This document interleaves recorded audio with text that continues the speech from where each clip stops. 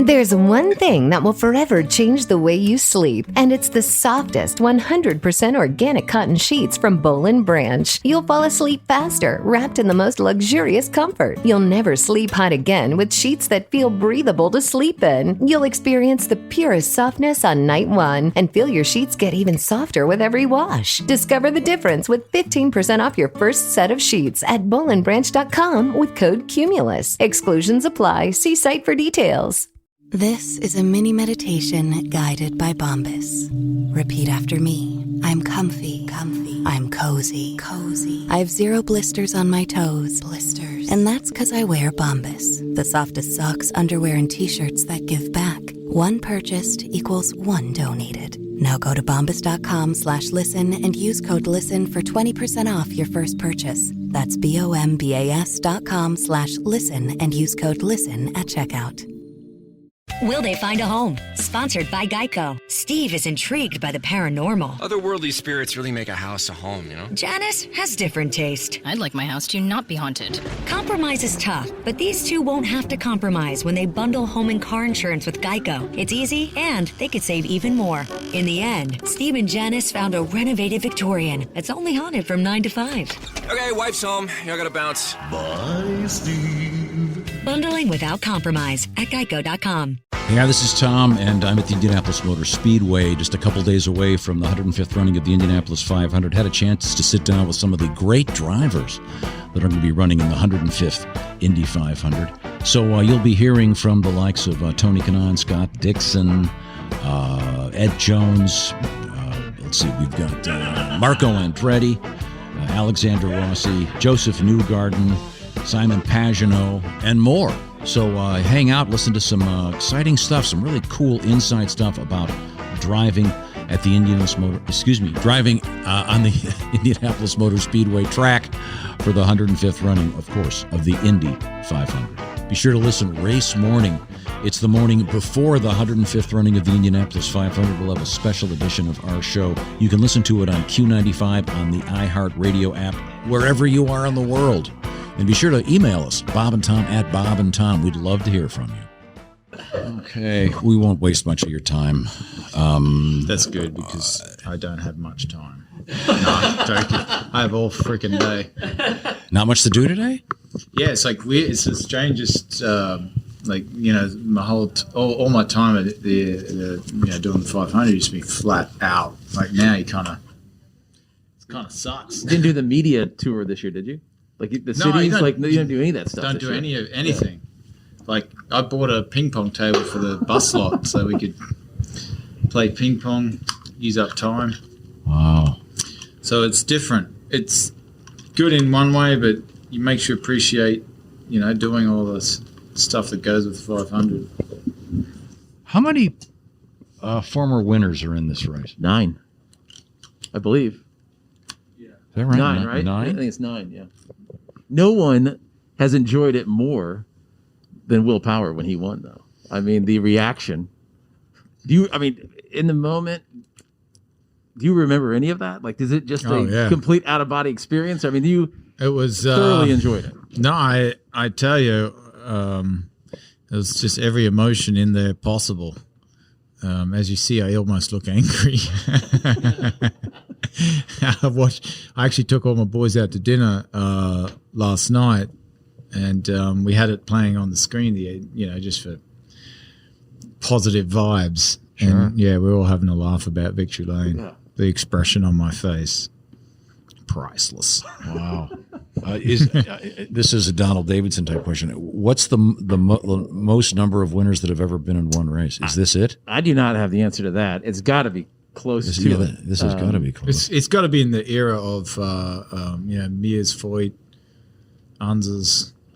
There's a lot of multi-time winners then. Because basically, when you think about it, when the series split and rejoined, there wouldn't have been much continuity of drivers since 2008 to now. It's gone back to what it was like, from 80s, 90s until the split. So you've got a continuity of teams and drivers going with just the health of the series. So that's why you're seeing more first time, and I guess there was a period of time where there was a lot of multi-time winners. I feel like yeah, Taku and now last year was a little bit different. Now you're starting to see multi-time winners of this era. Right. You know, Sato being the first, and now you have a higher percentage chance of others with 9 former winners in the becoming a multi-champ. Yeah. Okay. Well, we're speaking with the great race car driver Will Power. It's my understanding your brother is a stand-up comedian. Is that correct? Yes,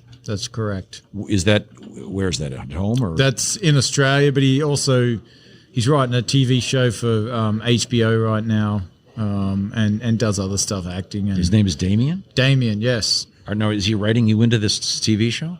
No, not my name. It actually is about IndyCar, but it was he based it around our family because we were a racing family.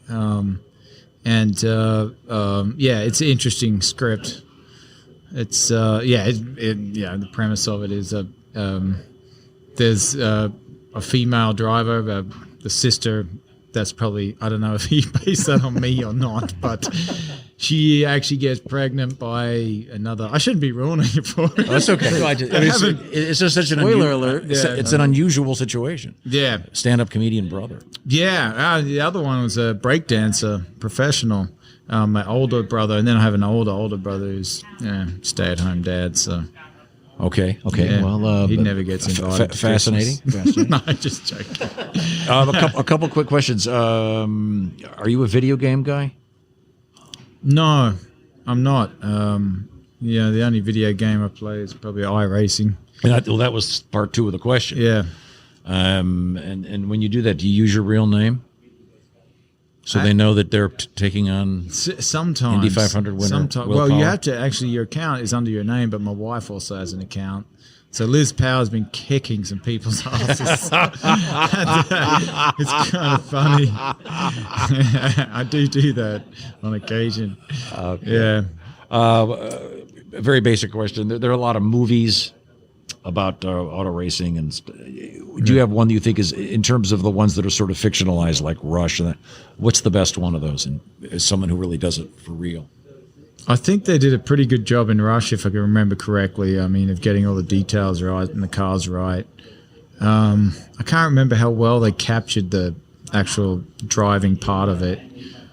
The other one was Ford versus Ferrari. I think that was a great movie. It's very tough to capture. Well, the general public doesn't really understand the intricacies of getting, lines right and how a car behaves in a corner, so it doesn't really matter. But, certainly, Rush, the more recent ones have done a pretty good job of all the details of the cars. And it's my understanding that the Elvis movies, when they cut to Elvis's foot going down on the accelerator, and all of a sudden he has extra horsepower, it's rather fake. Well, actually, I will say in the Ford versus Ferrari, that was the case. Like, they do this, like he goes down a gear, but he'd already be wide open, kind of. Yeah. I mean, if you got any intelligence, you go, well, why wasn't he just wide open anyway? Why would he have to go? Like, why would he wait till that moment to go fast? They have to Hollywood it up. Yes, exactly. That's what they have. Yeah, to do. The best. I mean, Senna's documentary was pretty good. Are you watching the F1 documentary that's out there right now? No, I actually haven't watched any of that. I think I watched maybe one episode. Just hard for me to get into racing stuff because I know the scenes behind the scenes anyway. I know how it is already. Well, you were kind of the big story the other day. Yeah, it was. Your name was coming out there a lot. It was. Yeah. You made it. Everything's cool now. Yes. Yep, certainly stoked to get in the race.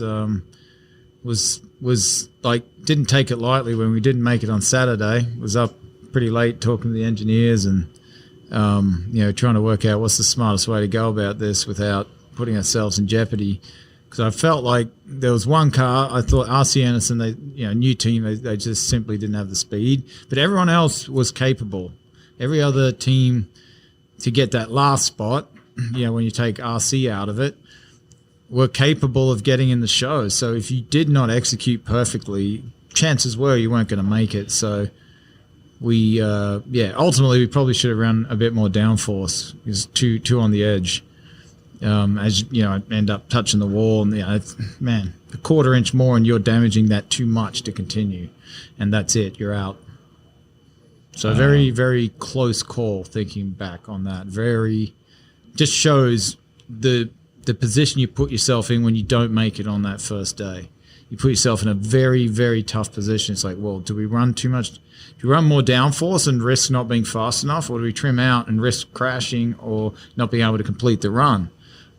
So yeah, it's a lot of pressure. It is a lot of pressure. A lot of nerves. What do you do in your head before that? Before you run, what do you do? Like, I just was very focused on executing the absolute best I could in every way. When you went up on the slots, the lines, and everything I could do possible to make sure that I executed that right. Except the last lap, I did not. I didn't adjust for the car to go loose because every other time it had gone to push, so I anticipated that it started loose, it wouldn't continue to get looser, which it did. I paid for that on the last lap. Do you know in that moment that you obviously, I'm assuming you feel the pushback as you hit or yeah. But no, I knew I was going to hit the wall too. But you just stay in it. You can't. I mean, you're doing your best to. Well, I did the 2-seater with Sarah Fisher and screamed the entire time and thought I was going to die the entire time. And we get out and she's like, we did 175 miles an hour. Right. I did 60 miles an hour faster than that, to qualify. Like, I can't imagine the feeling of the push, at that speed. Yeah, I had no choice but to keep it wide open. I had no choice. It was our one run. You had no choice. Big risk. Like I said, you get that much more into the wall, and you're damaging it too much. Not to mention you're in there. Yeah. The car is one thing, but you are in there physically. Yes, that too. You're thinking it's funny. You just put that aside. For no, I don't care. I'm going you go into 3. Like, is it going to break? Is it too damaged? Your brother Damien might have a bad show, but he doesn't die. They're not going to take him out of here in a helicopter. Yeah, he's not going to exactly. Yeah. What are they telling you? What are they saying to you? You're halfway through the run. Are they talking to you at all, or? No, they just give me the slot each time to go across the line, and they don't say anything. Yeah, and even after you hit the wall, they don't say anything. I know. I've been around. You touch the wall like that, you go on the next corner. It can break. It can be two-toed out. You can spin. All those things were going through my mind as I head in there. And are you looking at lift numbers at all? On no, there's nothing you can. No, nothing helps. No. There's nothing it'll tell you. The only thing it could tell you is the wheel, the car crabbing a bit more. You just kind of, you can't feel it. I mean, you have to hold it. Yeah, you just had to go in there and just hope for the best. On one hand, you could have aborted because you get another run. And if the team came in, could change a tie rod, change the toe link, and make sure everything's right and go out again. But you've heated the engine. It's never going to be as fast. That first run, you're never going to be as far. There was a good chance you wouldn't make it if you aborted. And if I crashed, you'd definitely not make. You're out. Yeah. So big risk. This might be too inside, but it seemed odd from the outside that once you had a time, you could not touch the car, right? You can't touch the car. But yet someone who is not in. You have nothing to lose. Right. So it almost puts it at to me, it seemed like a disadvantage. If someone could go at the last minute and change their car, but you can't touch it to go, or you pull your time. Yes. Certain things. But specifically I would say we wouldn't have been able to change the bent suspension. Okay. That would not be allowed. It looked like you're allowed to change tires, and I reckon you'd be allowed to change wing angles. Okay. That's it. And anything else would pull the time. We weren't even game to touch the car because the previous day, we were a bit confused. I was confused the previous day when we thought if Kellett ran again and my time was faster, we beat him out, but that wasn't the case. I still don't quite understand. That seemed odd as well. I don't quite understand the rule there. I need to, because we weren't, you're not anticipating being in that position, but maybe we should have been looking at that all day Saturday to say, hey, this is the rule, so we need to do this. But I think Roger has a say in the rule book somewhere, doesn't he? He doesn't. He doesn't really have a say in any of that stuff. He's totally separated from that side of things. It's Jay Fry and those guys. Yeah. Will Power, where do you keep your baby Borg trophy? Yeah, it's down in my basement with all the other trophies. It's just no special. Is there is it a next good, to I got a championship trophy. It's on the same. Is it a good bench. rendition of you? The sculpture? It's not bad. They could have trimmed my nose down a little. Maybe did they use TKs on you? Mine looks bigger. Yeah. Then that's definitely an error. I'm gonna win. I'm gonna win just so I can get my nose changed, so I can have one with a smaller nose. Okay. Because I anticipate getting a nose job, so I just anticipate like we're gonna just cut it straight down here. Well, hit the wall. Maybe they'll get you one while you're in there. I've always dreamed about like you get in a fight or something, it damages you so much. Look, we're just going to have to do a nose job. So, well, great. Glad the dude punched me that hard. Well, before we let you go, I want to ask you, what's the last thing you Googled? It was, I do know what I did. It was. Was it something fascinating or interesting? I think it was a UFO thing. Oh, yeah, I think it was right? that documentary about in South Africa where that beam came out of some UFO. It was a pretty good documentary. Multiple kids saw it, and that's more exciting than. They're all dead now. Are you a conspiracy theory guy? No, yeah, I don't mind looking into some of that stuff. But I mean, I just like, now it's become pretty public of all these. What do they call them? UAEs or UFOs, basically. These Navy guys have been seeing them like every day for 6 months or something, or a year. Whether it's Chinese or Russian or something else, who knows? There was a big thing on 60 Minutes about it. Yeah, one of the American pilots said, "We will not have that technology for at least 100 years, probably 1,000." There was no trail of any. They couldn't see how the force was. Yes. So who knows? Nuts. Yeah. Maybe it's just a laser show up there. Yes. Will Power, thank you very much. Yeah. Under Rossi, are you a video gamer? Nope. A lot of these guys are. That's. Eat your time. I don't know why. Yeah, I'm not either. Yeah. I've got a son that is. Do you have a simulator at home? I sure don't. Would that take a lot of your time? If you did, would you ever get off of it? No. I mean, no, because I wouldn't use it. How about the Honda simulator? Do you use the Honda simulator a lot? I do. So the big difference between the Honda sim here in Brownsburg versus like a lot of these at-home sim rigs is the Honda one has actual vehicle modeling and tire data and engine data from Honda. And honestly, like the iRacings of the world, they're very good in giving someone who's not involved directly in racing a racing experience, because it is very accurate in terms of the track layouts and how the cars drive and perform. But there's still an element of video games that exists, because there has to be, because it can't be that you have to have the same skill level to drive a race car that you do to drive an at-home sim, or else no one would do it, right? So the HPD sim, you actually have to get in it and drive it like a race car. Like your heart rate's at 150 beats per minute, and you're like actually working when you're driving it, because it's an actual physical model of the car. Whereas the sims are still very much simulators. Yeah. Now, forgive me if this is a stupid question, because they usually all are. It gets hotter in the vehicle now than it did before, right? Oh, much hotter. Okay, yes. Do they heat up the simulator? No. Just to see how they don't. That would actually be interesting to do. I don't want to give them a bad idea. No, that's a really good idea. I mean, we've actually really started, at least from my side of things, been doing a lot more heat training. So basically like being on a indoor bike in a sauna.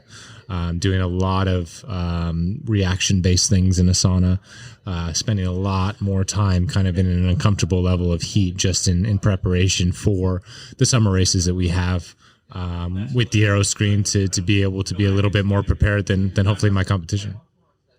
How many former winners are in the race this year? 5? I have no idea. At least 5, I would think. Helio, Dixon, Takuma, Juan, myself, Ryan, Takuma. Or I said Takuma. You said Takuma twice. Ryan, Tony. Well, you're driving for Napa once again. Will 8. Oh God, they're 8, really? Cool. So it's probably that's got to be fun. Do they do a special event for you guys? For the previous winners, there's some special photograph they take where you're all. No. Maybe I should. which driver on a personal level is your closest friend? It's between two. So I've known Connor since we were 13 years old, so going on 2 decades. And he was over there in Europe, racing at the same time as he lived with me in Europe. He lived with me when I came here to Indianapolis. So I've known Connor and been a part of his kind of journey for a really long time. But then also my girlfriend's best friend is James's wife. So James and I spend a huge amount of time together. Last time I interviewed you, it was with James. Yeah. Now that I think about it. Exactly, yeah. Let's see. So, what did we determine? Have you during the off season? Do you watch a lot of television? Was there a show that you loved that you binged? I got my pilot's license. That'll take some time. So that took most of my time. Yeah. Did you? Where were you? Here. Yep. What kind of plane do you fly? A Cirrus. So it's like it's a more modern version of a 172 Cessna. It's a 5-seater, single engine. 230 horsepower. And are you capable 200 mile an hour? Can you get in one? Can you rent one and fly somewhere now? Yeah. Do you do it a lot? No. I mean, no, not yet, but I mean, I will. I'm debating using it to go to some races. I'm debating using it to go on, like, my dad lives in Nashville and seeing him, but honestly, the month of May has been pretty busy. I haven't had a lot of time to do fun things, but I mean, come the summer, I'll definitely use it. Okay, cool. Does it matter to you that the stands were empty before or they're half full this year? Do you even notice that when you're driving? Oh, it's horrible. You don't notice it when you're driving, but the Indy 500 is a spectacle because of the fans, right? And not having them last year was really eye-opening for me, because you still knew that you were participating in the Indy 500. You still knew that it was the biggest motorsport race in the world, but like it didn't feel good. Like doing all of the like pre-race ceremonies and doing all of the normal lead up to the race on race day morning, which for me is one of my favorite things, to feel that energy and atmosphere. It wasn't there. So it kind of felt like a fake race. And I was talking to, I'll never forget this conversation. I was talking to James on race day morning, and we were both like, man, and keep in mind, he hasn't won this race yet. He was like, man, I really hope that the winner this year isn't a first-time winner, because it's going to be such a sad experience for them to win and not get to do everything that comes with winning this race and sharing that with hundreds of thousands of people. And I guess fortunately or unfortunately, however you look at it, Takuma won. Yeah. So it wasn't a first-time winner. So he already knew what it was like. So he wasn't really missing out on anything. So that was an interesting thing that I'll never forget, that conversation. Well, we wish you the best. Thank you very much. Have a great race. And do you? What is the thing for Carb Day? You just take a few laps now and. Yeah, no, I mean, Carb Day is going to be really important this year. Usually it was less valuable because the conditions are different than race day. And so the cars are all pretty much new, so you'll want to make sure that everything's tight and plugged in right and everything. And then you're kind of usually done. But this year, because the month has been so warm, and the race is theoretically going to be so cool, like Carb Day will be a much more representative day for race conditions. So I think, assuming it's not rained out, I think you'll see a lot more laps turned on Carb Day than we have seen in past years. It's supposed to be, 70 degrees? It's supposed to be like 62 degrees when the race goes green on Sunday, which is crazy. It's like unheard of. So. Oh, cool. What's the last question? I'll let you go. Sorry. What's the best movie or TV show about auto racing you've ever seen? The best movie. I don't know that there's a TV show. The Senna documentary was amazing, but that was a documentary. So for those people that don't know much about racing and want to get an entertaining kind of look inside, I would have to say Rush. Ford versus Ferrari was also very good. So those two are entertaining ones that for people that haven't really watch racing or that interested in racing, that'll get your blood pumping. You said your dad lives in Nashville? He does now. Is he coming up here? Oh yeah, he's at everything. Yeah, he doesn't miss anything. That's got to be cool. Yeah, I mean, he's been there with me since day one, all the way through my 6-7 years in Europe, and he's been my manager, number one supporter, everything, driver coach from the beginning. So it's pretty special. What are you going to get him for Father's Day? A win? Probably bourbon. Bourbon. That's a good answer. Yep. And a win. Yeah, bourbon and a win. How's that? Okay, thank you. Yeah, thanks, guys. Alexander Rossi. Thank you so much. No worries, guys. Great stuff, dude. Our guest is the distinguished race car driver, one of the all-time greats. He is Helio Castroneves. Hello, great to hear you guys again. It's great to and see talk to you guys again. I mean, it's been quite some time, huh? It's been a couple of years. It's so great to have you back. I think you guys been looking for the young guns now, right? I said on the radio the other morning, I said it's been a great weekend for old guys because True. you had Scott Dixon beating out Colton, Herta, and then in golf you had Lefty winning the PGA Championship, and Chick goes, well, it's about time an old white guy won a golf tournament. Wow. We were talking about the Helio. Am I correct in saying that there are 9 winners of the Indianapolis 500 in this race coming up? Isn't it something? Yeah, you're right. It's absolutely incredible to have so many drivers, former winners, and I'm glad the fans are back. So that's going to be a good one. You know, I was asking one of the guys, is it different? Obviously, it is different. That's a dumb question, but I mean, how does it feel to have there are going to be people here again? Well, last year was bizarre, I have to say. It didn't feel like the Indy 500. It felt like just a practice. You know, when you go in, there was nobody in the field and nobody in the grandstand. We understand obviously the situation, and we're glad that we had the race.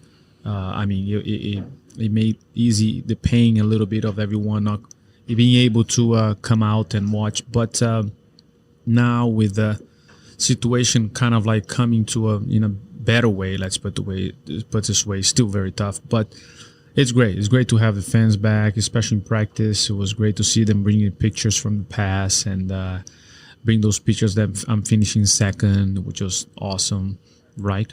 And I'm joking, guys, by the way.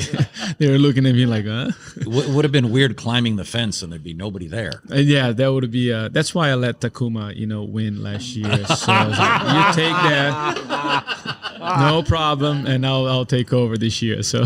Wow. Once again, we're talking with Helio Castroneves. So 9 previous winners. Now, how many wins have you added them all up together? Because obviously a couple of multiple winners, right? Yeah, I don't know. I didn't make that math. I haven't done that math problem. No. I need Donald Davidson here. Here we go. He could rattle them all off. Yep. Obviously, tremendous amount of experience. That's got to be very helpful. Do you have a race morning ritual? Do you eat a certain thing? Do you put your socks on a certain way? Is there any of that stuff going on? No, I just make sure that I prepare myself. I like to eat something light, nothing heavy. I don't want to create another pit stop, So Sure. we want to make sure that we're in control. And it's great to be back. I have to say, it's going to be my first race. So in many, basically almost a year. So it's great to be back. Everybody's glad to have you back. How different? I mean, you've always been on the Penske side, Right. I mean, coming into the race with Michael Shank, affiliation with the Andretti, the enemy. Like how that's got to be just a completely different situation. Yeah, it was kind of interesting, funny, walking out the first time in the meeting, they're looking at me and like I say, hey, I'm in the same team here, guys, relax. But they took it in a way they were very welcome and understood. I mean, they're taking advantage what I've done in the past with a big organization, and trying to see how would it fit in their organization. But not only that, Mike Shank has been incredible. Everything he promised he's going to do, he's been doing it, and he's making a commitment. He's pushing to the limit. And he's delivering. So I'm just glad that I'm in this position now. Our goal was to be in the top 9. We're able to make it. But now now that we have that check on the box done, we want to continue going. And I tell you what, I feel pretty confident going on Sunday for the race. Did you get a lot of time in the simulator? I did not. I did not had any chance to be on the simulator as of right now. So it's so you get in the real car on the real track. Yeah, I know these days people love the simulator, but I like the real deal, How long does it take? I mean, none of us can relate to this. For you to get in the car, there's a couple differences. You've got the configuration. I mean, does it take a day or? Well, it takes it takes a little bit, Even qualifying, I was like with some buttons that I wasn't very used to. I mean, what does this do? I know. Actually, I was looking for the page, because I by accident hit the page and it was like this. Channel that I haven't seen it before. I'm like, okay, 230 miles an hour. I was like, where is it? Where is the page? I knew the radio button. Where is the page? I need to change the page. Oh, it's the gray button. It's like, oh, okay, I got it now. So it is a little bit different. However, you're going to get going. But, when you feel, that's you can't deny. When you feel confident, and when you feel the car doing what you're asking to do, and that's what I go with it. So all the rest of it's sometimes a little bit distraction. Wow. Real quick, your favorite racing movie? My racing. You can include Senna. If you the documentaries, that was a great documentary. Or yes. Rush. Did you see that one? I didn't see that one actually. It was. I heard it was a lot of accidents, so I'm like, Driven. I'm not gonna. I like the Days of Thunder, man. Come on, Tom Cruise and. I was expecting that. How many said that? Okay, favorite bands you listen to right now, Helio? Favorite I listen right now with the Sirius XM. I mean, they have so many varieties. Sure. That I just like the pop music, and whatever it's new, it's trendy. I enjoy that. Dance music, I'm assuming, with your background. Absolutely. You kidding me, man? Okay. Man, it's not every driver that can say, oh, by the way, they also won Dancing with the Stars. That's right. And last thing you Googled, I saw you on your phone getting ready over there. What were you Googling? Right. Last thing I Googled, it's how to win the Indy 500. Okay. Trying to make sure that handsomest race car driver. There we go. Look at me, man. I'm still here. Still the picture from 10 years ago. Come on. But no, it's last thing I Googled. Probably something with my daughter that on the 11th grade, she probably has something math that she was asking me. I was like, oh, come on. You asking math for me right now? That's going to be a little bit tough to make those calculations. But that's probably what I did. I guess I have one more question. Any big changes with respect to fitness level or anything from when you started doing this years ago to today? Good question. I have to say yes. You start training smart and not hard because, again, your body start taking a little bit, all 20 plus years, 30 plus years, pushing it. You start changing a little bit, and I'm glad I did that because the biggest thing is trying to stay injury free and not having yourself hurt. And because if you get hurt, it takes a little longer than you expect. Yeah. Okay. You got one more question? I just expect big things. I picked you up in my fantasy league. Big money on the line. Good. We get to pick up a fifth guy for Indy, so I'm counting on you for that extra $20 that I might win this week. I'm glad you did that because I'm going to do everything I can to not disappoint in you. I appreciate it. A lot of people will be very happy if you were to win the 105th running of the Indy 500. Helio Castroneves, thank you so much, sir. Thanks, guys. Great to be here with you. This is Ed Carpenter. What shows did you binge during the pandemic, and what would you recommend? We've finished off the most recent season of Yellowstone, which we had already started. It's a phenomenal show. I believe the next season drops in June, which is perfect timing after the 500 because I'll have a little time. So looking forward to that next season dropping. If you want to take off your mask, you're more than welcome to. I don't know what James was breathing on this mic, so I'm going to... Do you play video games, and if so, what? If iRacing is considered a video game, I dabble in that. Other LCQ League, yeah. Otherwise, not a ton. I'll play with my kids every now and then, but not very often. James Hinchcliffe says that the racing drivers in those simulators are better than the real drivers. The sim racers? Yeah, they are. It's because they dedicate more time to it than we do, and it, like anything, to be really good at something you have to put a lot of time into it. What is the best movie about racing? Well, like the best as in most realistic or the most entertaining? How about both? Well, Driven is quite entertaining. I was actually trying to get Hinch to do the Jimmy Bly hop on one foot when he had his mystery illness or whatever was going on when he was out missing some testing. Otherwise, I thought Rush was very good and not quite as silly. Were you ever put in detention in school? And if you were, do you want to share why? I don't know that I was ever put in detention. At my school, if you had below a C in any class, you'd have to go to a mandatory study hall. I managed to make a couple of those, but I just mostly stayed out of trouble, so no detentions. Would you rather be able to talk with all animals or speak every foreign language? I think I'd much prefer to be able to speak to animals. Why? I probably come in more contact with animals than I do the need to speak more foreign languages. Thank you so much. No problem. When you love riding a motorcycle, you want to ride it everywhere, even to a physical. Let's check your weight. Hop on the scale. Look at that. You're down a few pounds. Oh, yeah. Must be the new carbon fiber wheels. And when you love saving money, you want to save even more. That's why Geico makes it easy to bundle your motorcycle and car insurance. I'm going to prescribe 91 octane for your engine knock, and we'll want to see you again in 3,000 miles. Kickstart your savings with Geico Motorcycle. Bundle and save on the things you love. Josef, this is so exciting. Thank you so much for taking a few minutes for us. 105th running of the Indianapolis 500. We know you're going to do great. I want to ask you stuff that's completely unrelated. Do you play video games? Yes, not as much as I used to when I was younger, but every now and then. What are you good at? Which one?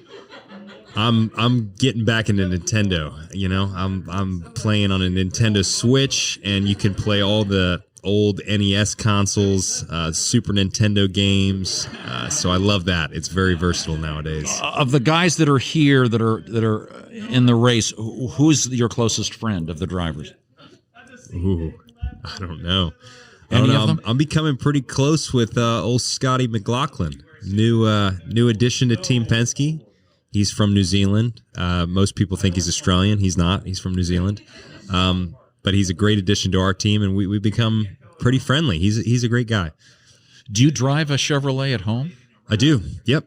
Drive Tahoe every day, and I also have a Camaro ZL11LE and a C8 Corvette. I have a Suburban. I've got 7 kids. They're great, right? Suburban could do it all. The good news is I bought it from Penske Chevrolet. There you go. So please tell Mr. Penske I'm a customer. Once again, we're speaking with Josef Newgarden. Do you guys have a simulator for your Chevrolet vehicle somewhere near here? Yes, it's not near here. It's in Charlotte, North Carolina, but we have a very advanced simulator that we use, much like a flight simulator if you were learning to get your pilot's license, which we use primarily now for testing. So instead of, using real-life test days on track, we can spend literally countless days inside a simulator simulating the environment. They're very sophisticated. Chevy has worked tremendously hard on trying to find us the best technology possible, but it's amazing what you can, simulate nowadays. It feels almost like the exact real thing. But do they simulate the G-forces? There are replications of it. So I actually don't like those components. We'll use like belt tensioners. So, for instance, if you're in a braking zone and you're about to pull 4 or 5 Gs under braking, the belts will tension on this system. That's cool. To simulate that. But you can't. That's the one thing you can't replicate is how many G-forces. And forgive me for asking this, but what if you crash in the simulator? Is there any like humorous thing like dang, dang, dang? It's pretty violent actually. Because the motor that we use for the steering wheel is. It is to simulate exactly the forces that would come through a real steering wheel in an IndyCar, and there's no power steering on an IndyCar, so it's very violent. Pretty serious forces that are coming through the steering column directly to the wheel. If you hit a wall, at 200 miles an hour, it's a very violent impact. And actually, the simulator pretty much replicates that. Wow. So you've got to be careful. And are you talking to someone, a coach or some kind of driver coach? And if you in the event that you have crashed in the simulator, do they come on with a sarcastic, nice? What is the protocol there? It can be pretty funny. There's a lot of upset drivers at times because the sim, you can crash and it's okay. You can reset it and we can restart. You can't do that in reality. Yeah. So when the sim doesn't do exactly what you want it to do, it seems like maybe it's slightly off from what reality is, then you just get very pissed off drivers and they'll be talking to the engineers and complaining about it. Do you think it really helps you? Have you become a better driver because you've been using the simulator? Yes and no. I think the simulator has its purpose. I use it for testing and basically warming up before you're going to go to an event. It's like being able to have a batting or pitching machine, Right. Like if you're a baseball player getting BP practice, would you argue it makes you a better baseball player? Well, to some degree, yeah. You're able to get those reps. That's what a sim does. You're just getting repetitions before you actually show up in real life. Just don't want to get overconfident because in reality, the wall's a lot harder. Exactly. Yeah. Do not treat it like the sim completely. You guys are in the cars this year. They're more confined. It's my understanding it's a lot hotter in there. Yep. The good news is it's supposed to be, what is it? It's like 62 degrees when the race starts. Much better than it's been. It's going to be great conditions. The crowd's going to love that. Whoever's here, Yeah, I agree. Once the car starts and you get going, does the temperature get a lot higher? And do you have any kind of AC? So it depends. Like the Indy 500 is not the hottest race in the world, even if it's 90 degrees outside. Then because you're traveling at 220 plus miles an hour the whole time, the airflow that we do have piped into the car is pretty constant. So it's not crazy hot. Now, if you go to a street course race, like say our first race of the year in St. Petersburg, Florida, it's 90 degrees, 100% humidity. The cockpit temperatures are probably 120 degrees because you're just not getting enough circulation into the car frequently enough. It's very grueling. Like it's like being in a sauna. Whereas here, it'll be hot and it will fatigue you, but it's more of a mentally fatiguing race. Now, I read somewhere, I don't know if this is correct. It was a blogger saying that you have the option of pulling some switch and getting some airflow, but it could slow you down. Is that correct? No. No. I don't know what blogger said that. It'd be like my aunt's car where she'd open that little window in the side and go, tee. No, there's literally nothing like that. So I don't know who said that. But now let me ask you this. In the simulator, do they have the ability to heat it up? No. Good question. That would be torture. I'll call great Mr. Penske. No, in the sim we actually have fans. Like so, what you're talking about that we potentially had in the car, we actually do have in the sim. You have a little fan switch. Oh, that's funny. So you can cool because you get hot in that thing too. I'll bet. But you can cool yourself off. That you can't use that here though. In the sim, do you suit up? Do you wear everything? Some people do. Simon Pagenaud does. He loves it. He's like fully on game face. Oh my gosh, it's like full immersion. I hate that. I'm in gym shorts and a gym tee, and I got my headphones on, and I'm you're strapped in like it's a nice normal car, but I'm just wearing gym clothes. I don't want to wear a suit. He puts on like a helmet. He's the whole thing. I don't know. It's got to be like some mental process that he gets in. Good for him. If that's his thing. Yeah. Wow. Well, I won't call Mr. Penske and ask him to add a heater to the thing. Hey, I hear it's pretty. He would still wear it. He would come out sweating. Every time I have to get in the sim after him, it's like soaked in there. It's disgusting. Well, that's really awful. It is. It's awful. Exactly as you would think. Wow. He's a great guy. We were able to interview him. He is the great. year that he won. He's such a cool guy. And it's so great that this race is so international. As you mentioned, you've got people from New Zealand, and including the great Scott Dixon, people from all over the place. Our winner last year, a great citizen of Japan. Yep. What a great international event this is. We are talking with Josef Newgarden, a distinguished athlete. And I say that because you see pictures of some of the fellas back in the day. I don't want to mention any names. And they look like they're professional wrestlers. You guys look like you're yoga karate dudes. Really? Yeah. I mean, you don't have a lot of fat on you. And I don't want to mention any names. How about some initials? You mean like WWE wrestlers back in the day? Is that what you meant? Yeah. No, I don't mean Ben. I mean the.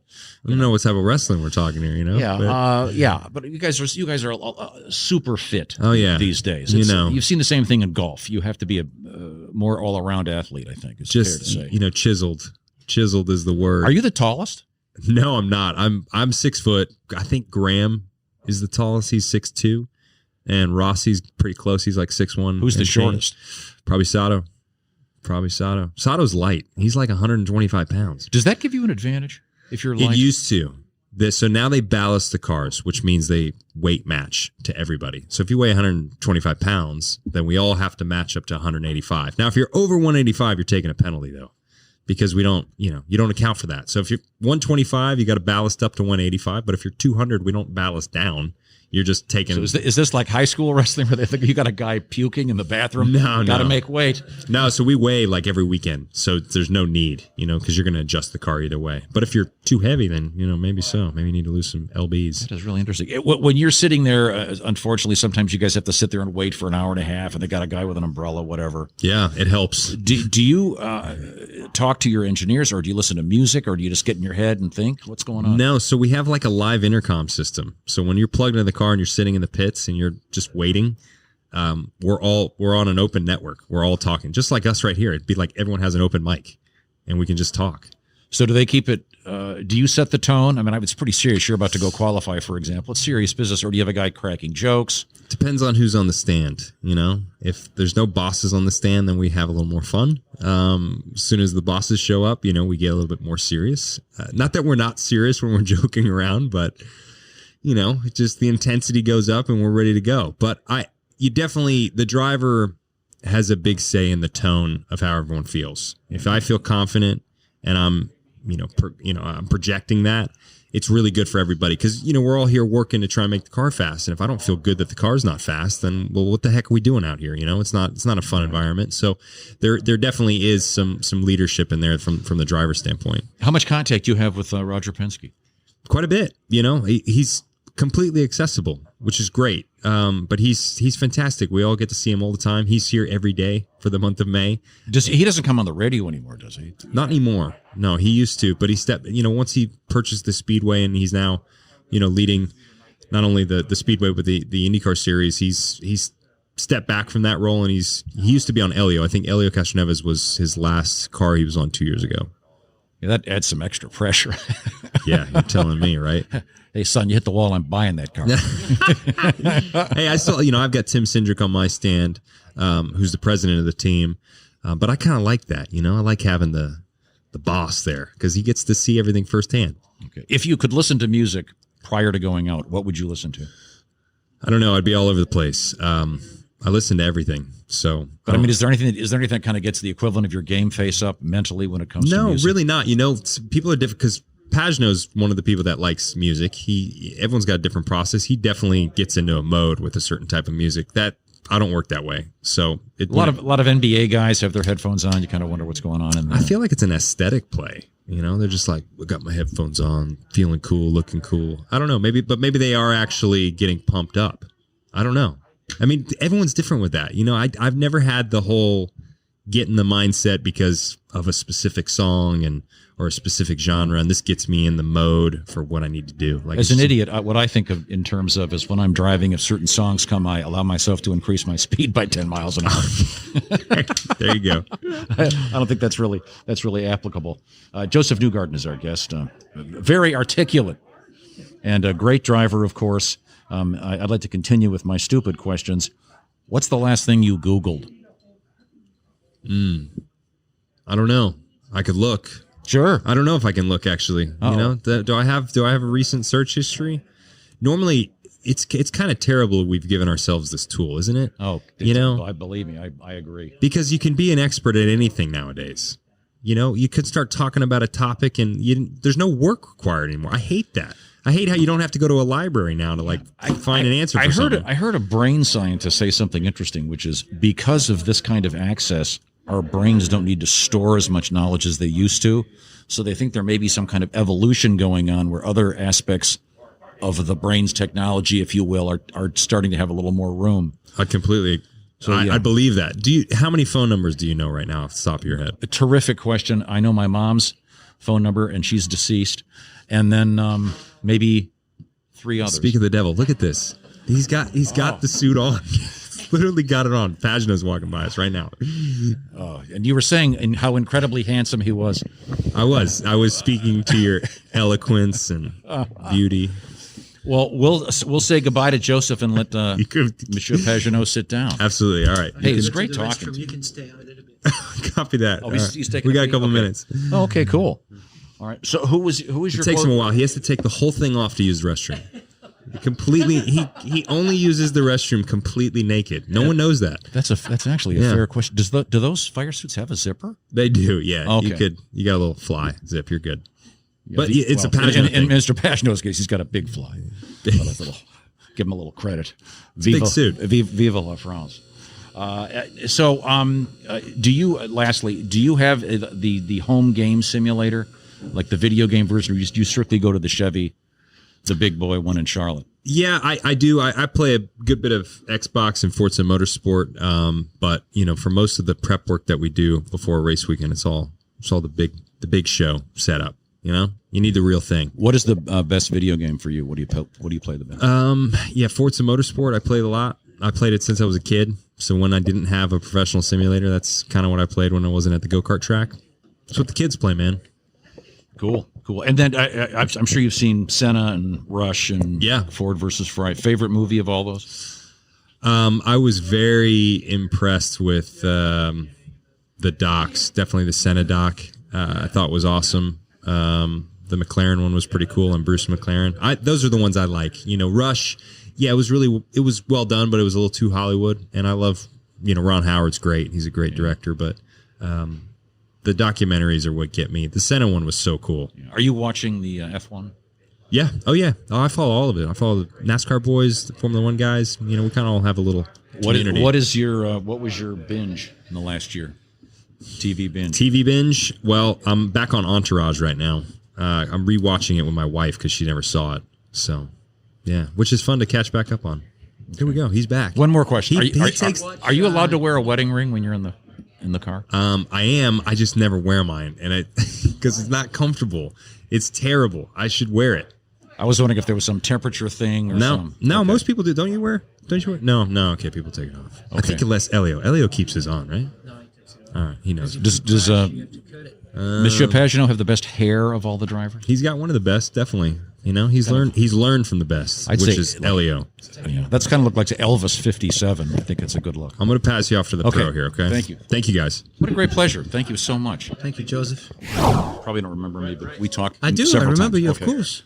And you're good friends with Drew. Yeah, Drew Powell. He's coming. Yeah, he texted me. He's coming. He's already. Is he here? He's here this morning. You got in this morning. Okay, he was supposed to text me. I haven't seen him. A couple unrelated questions. Are you in the course of the last year? Have you been binging any television shows at all? Yes, I love TV shows. Actually, we talk about it with Joseph all the time. Like lately, I have been into Chernobyl. That's fantastic. Fantastic. It's tough. I mean, it took me a while to get it started because I was worried to be anxious. And it is an anxious show, but amazing to understand the history behind the event. Yeah. We were talking about the simulator. Do you have the home game version of that? Of the driving simulator IndyCar, or strictly going to drive the real simulator? I do, actually. I'm a big gamer. I love gaming. I've always have. I had every single Nintendo, PlayStation, Xbox. I've had them all since. Well, that was one of my first questions. Since '88, yeah. What game are you best at, and who do you play on? Racing games. I tried the Call of Duty stuff, but I get killed in 2 seconds, so I just lose interest. The racing games. Racing games. Should be pretty good at that. Yeah. I think I got pretty good reflex. How accurate for the amateur game player are the racing games? Which one do you think simulates racing the best of the home ones that anybody could play? Well, iRacing is definitely one of the best interface gameplay. I would call it that way, because you could play anyone in the world at any time of the day with any car that you want. I love R Factor as well. It's called R Factor 2, and it's such a simulation. It's actually difficult to understand sometimes. You have to understand racing, but the driving part is very, very. Do you good. identify yourself as yourself, or do you have like a fake name? You don't have to say. I do actually. I identify myself as myself, and it's creating a lot of issues.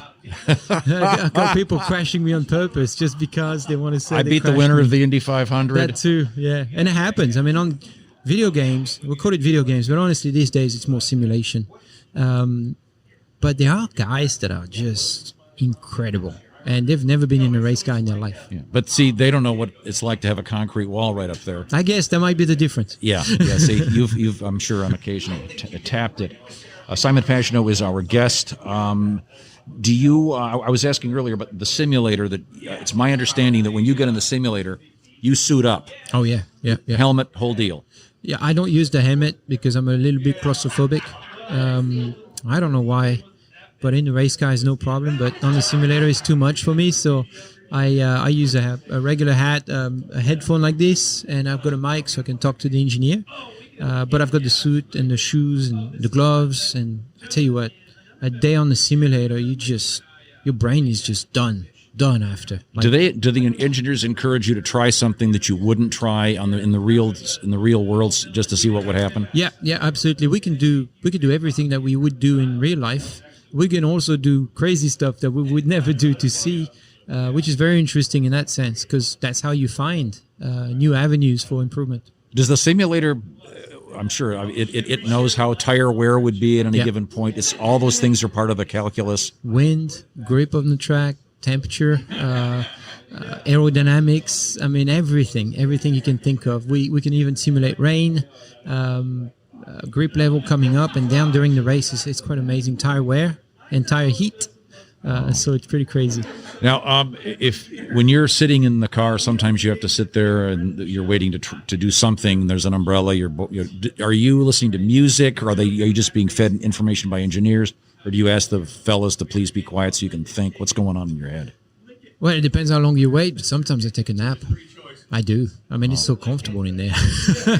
Sometimes I take a nap if we obviously have done everything we had to do, and the engineers need time to go through what he has on his computer. Sometimes I do take a nap, but a lot of the time I just go through the list of things that we just tried, and I give my feedback. You know, you obviously, you're a sensor, a human sensor, and you just got to deliver your feedback to the engineer, who then translates it into a mechanical change on the race car. So it's quite an interesting relationship there. During the actual Indy 500 race, when you're on the track, how is it difficult to hear, or can you hear just fine what they're telling you? Sometimes it gets difficult to hear, just because you sweat and the earplugs, they tend to move a little bit. So sometimes the engine sounds so high, it's difficult to hear what your strategist might say. And sometimes if you're not doing too well, the strategist might lose a bit of interest, so the voice goes down. You try to wake them up, and it comes back. Have you had your radio go out? I have in the past, yeah. That's been, in the beginning of my career, it was my curse. It kept just going out on me. When you get the guys with the cards out there? We did, yeah. We used to do that. It's finished now. We're not allowed to do it anymore, but we used to have a code on the pit board.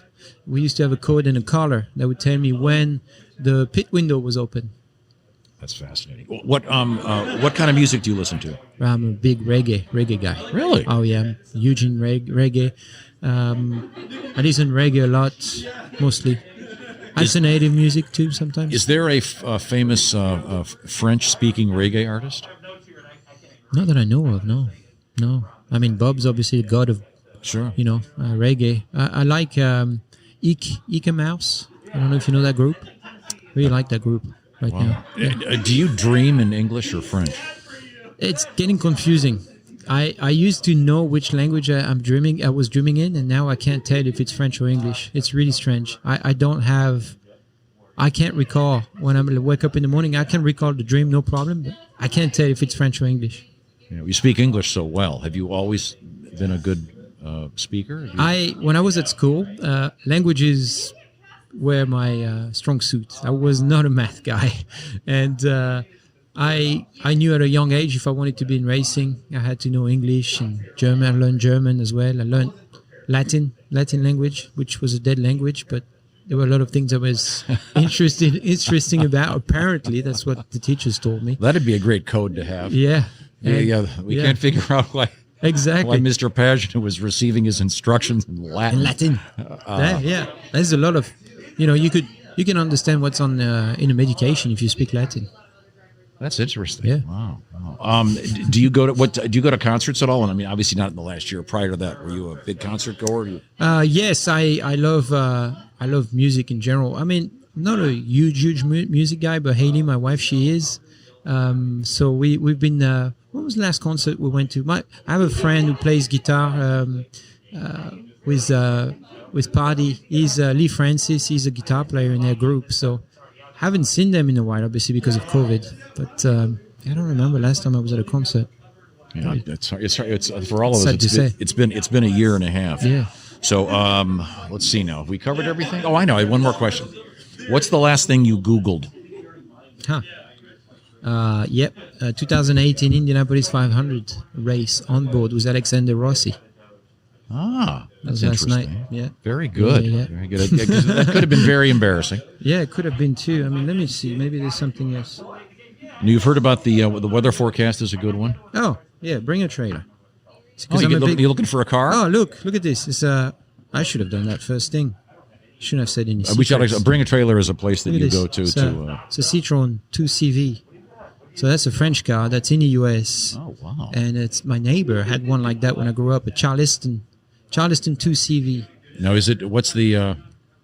so it's called bringatrailer.com. I know what it is. I check that up every day because I'm a big car guy, obviously, and I chase cars all around the world, just auctions, and that's one of my passions. Do you have any exotic cars? What's the last one you bought? Last one I bought was actually a Renault 5 Turbo. It's one of a kind, number 200 of 200 made. Oh, wow. And I brought it to the US. It's a little rally car. It was made to go compete in rally racing in Europe. And there's only 200 of those made. And I've got the last one. Yeah, bring a trailers, and they usually have a reserve in the car. Someone will. They do sometimes, yeah. And they'll say it's got to go for this much money. That's a really cool website. Well, thanks. Can you do me one favor? Yeah, of course. Can you say something like what did you write? What does it say? What does it say? Jeez, they're loud, aren't they? These mics don't pick them up. I'm Simon Pagenaud, and you're listening to Race Morning with the Bob and Tom Show on Q95. Perfect. That's great. You like that? Thank you, guys. Thanks for having me. I really appreciate it. Oh, hey, it's fun. Last time I spoke to you was at the Dave Matthews Band concert, and the guy sitting with my son was from your hometown in New Zealand. He lost his mind. This kid, he was a camp counselor with my son, and he goes, "My God, is that Scott Dixon?" I said, "Yes, leave him alone." He goes, "He's from my town." We went crazy. I'm supposed to wear this. Sorry. I'll try to keep this painless and fun. Okay, check. Okay, we have Scott Dixon here and Tony Kanaan getting ready for the 105th running of the Indianapolis 500. Scott, pole, nice job. Yeah, it was awesome. I think, for all four Ganassi cars to be in the Fast Nine, that's a team owner's dream. We got a sneak little smile out of Chip, which was pretty cool. That's amazing. And four of us to try and fight for that pole position. But the 9 car was super fast, and all of us are obviously proud to be powered by Honda and starting in the right position. Now the hard part of trying to stay there. Yeah, no, I didn't hear the math on this, but what would if you had been going straight for 10 miles? How far back would the second car have been? I believe it was 55 inches, but somebody said that's too much as well, so I'm not even sure. Somebody first said it was 6 feet, and that was way too long. But that's too long, yeah. So 55 inches is what I heard in one of the press conferences. Hundredths of a second. It's an absurd equation. 0.03 of a mile an hour. So yeah. Did I hear you say that you were a little nervous? Yeah. TK and I were getting ready before the first day of qualifying, and he's like, "Hey man, do you still get nervous?" I'm like, "Man, I'm freaking out right now. My hands are shaking."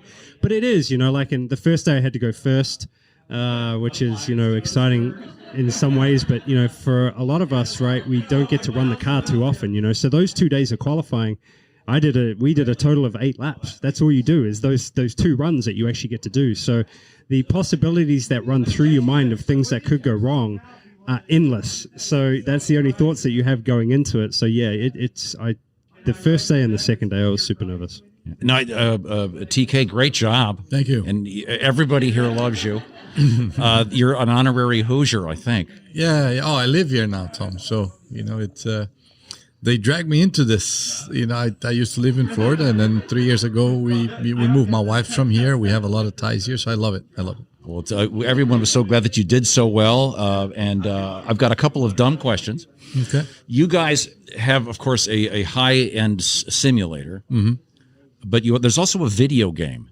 Yeah. Do you ever play the home video game? Yeah, I mean, I have a 14-year-old that plays video games, but even before that, growing up, we didn't have this high-end simulators, and Scott's going to give me a hard time. I can see in his face already.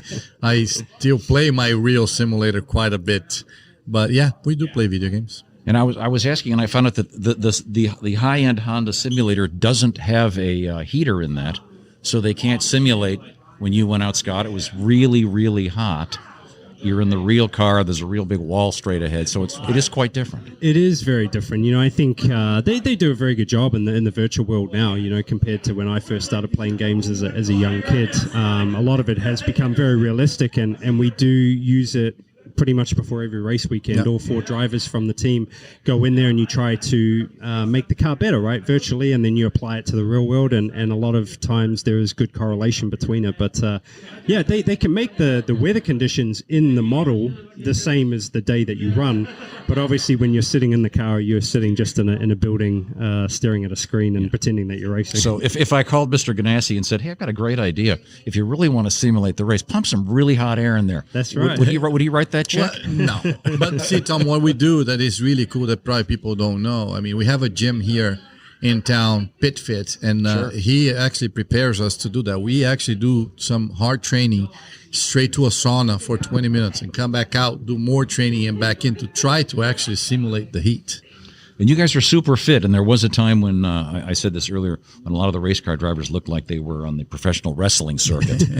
But some categories are still like that. Yeah. Now, are you taller, Scott? Than big TK? time. Oh, yeah. No, we're the same height, right? I can't tell because you're I'm sitting down. 5'5". Ooh, 5'5", 5'4"? No, I'm 5'5". I'm like 5'10", I think, yeah. Maybe just 5'10". And it's my understanding that the cars, there's a ballast situation, so if you weigh less than 185, they throw some weight on there. Is that what's going on? Yeah, so the parity number is 185, so everybody weighs to that. If you're over 185 pounds, that's a penalty you have to carry, which some of the drivers are. Some of the guys are quite tall, but I think on average, probably most of the drivers are around, 160, 165 pounds is kind of the mean. But then you have people like Sato or Ferrucci, they're like 110 pounds, man. They're tiny. They're like, almost the size of a full person. But you guys have to have super strength because you don't have automatic. We don't have power steering. So, but, obviously, like I said, there's so many people nowadays that we kind of like, I think our generation, Scott and I, grow up actually watching, like you said, Tom, guys that drivers didn't work out. Drivers didn't do a lot to drive cars. And now, without the power steering, with the heat conditions, we had the aero screen that makes it even hotter in the car. We had to step up the game. And there's a lot of things we can do at the gym to be able to drive the car. You don't necessarily have to be 180 pounds, that strong, a weightlifter, but yeah, it requires a lot of strength for sure. Do you guys ever take sort of reaction time tests of any kind?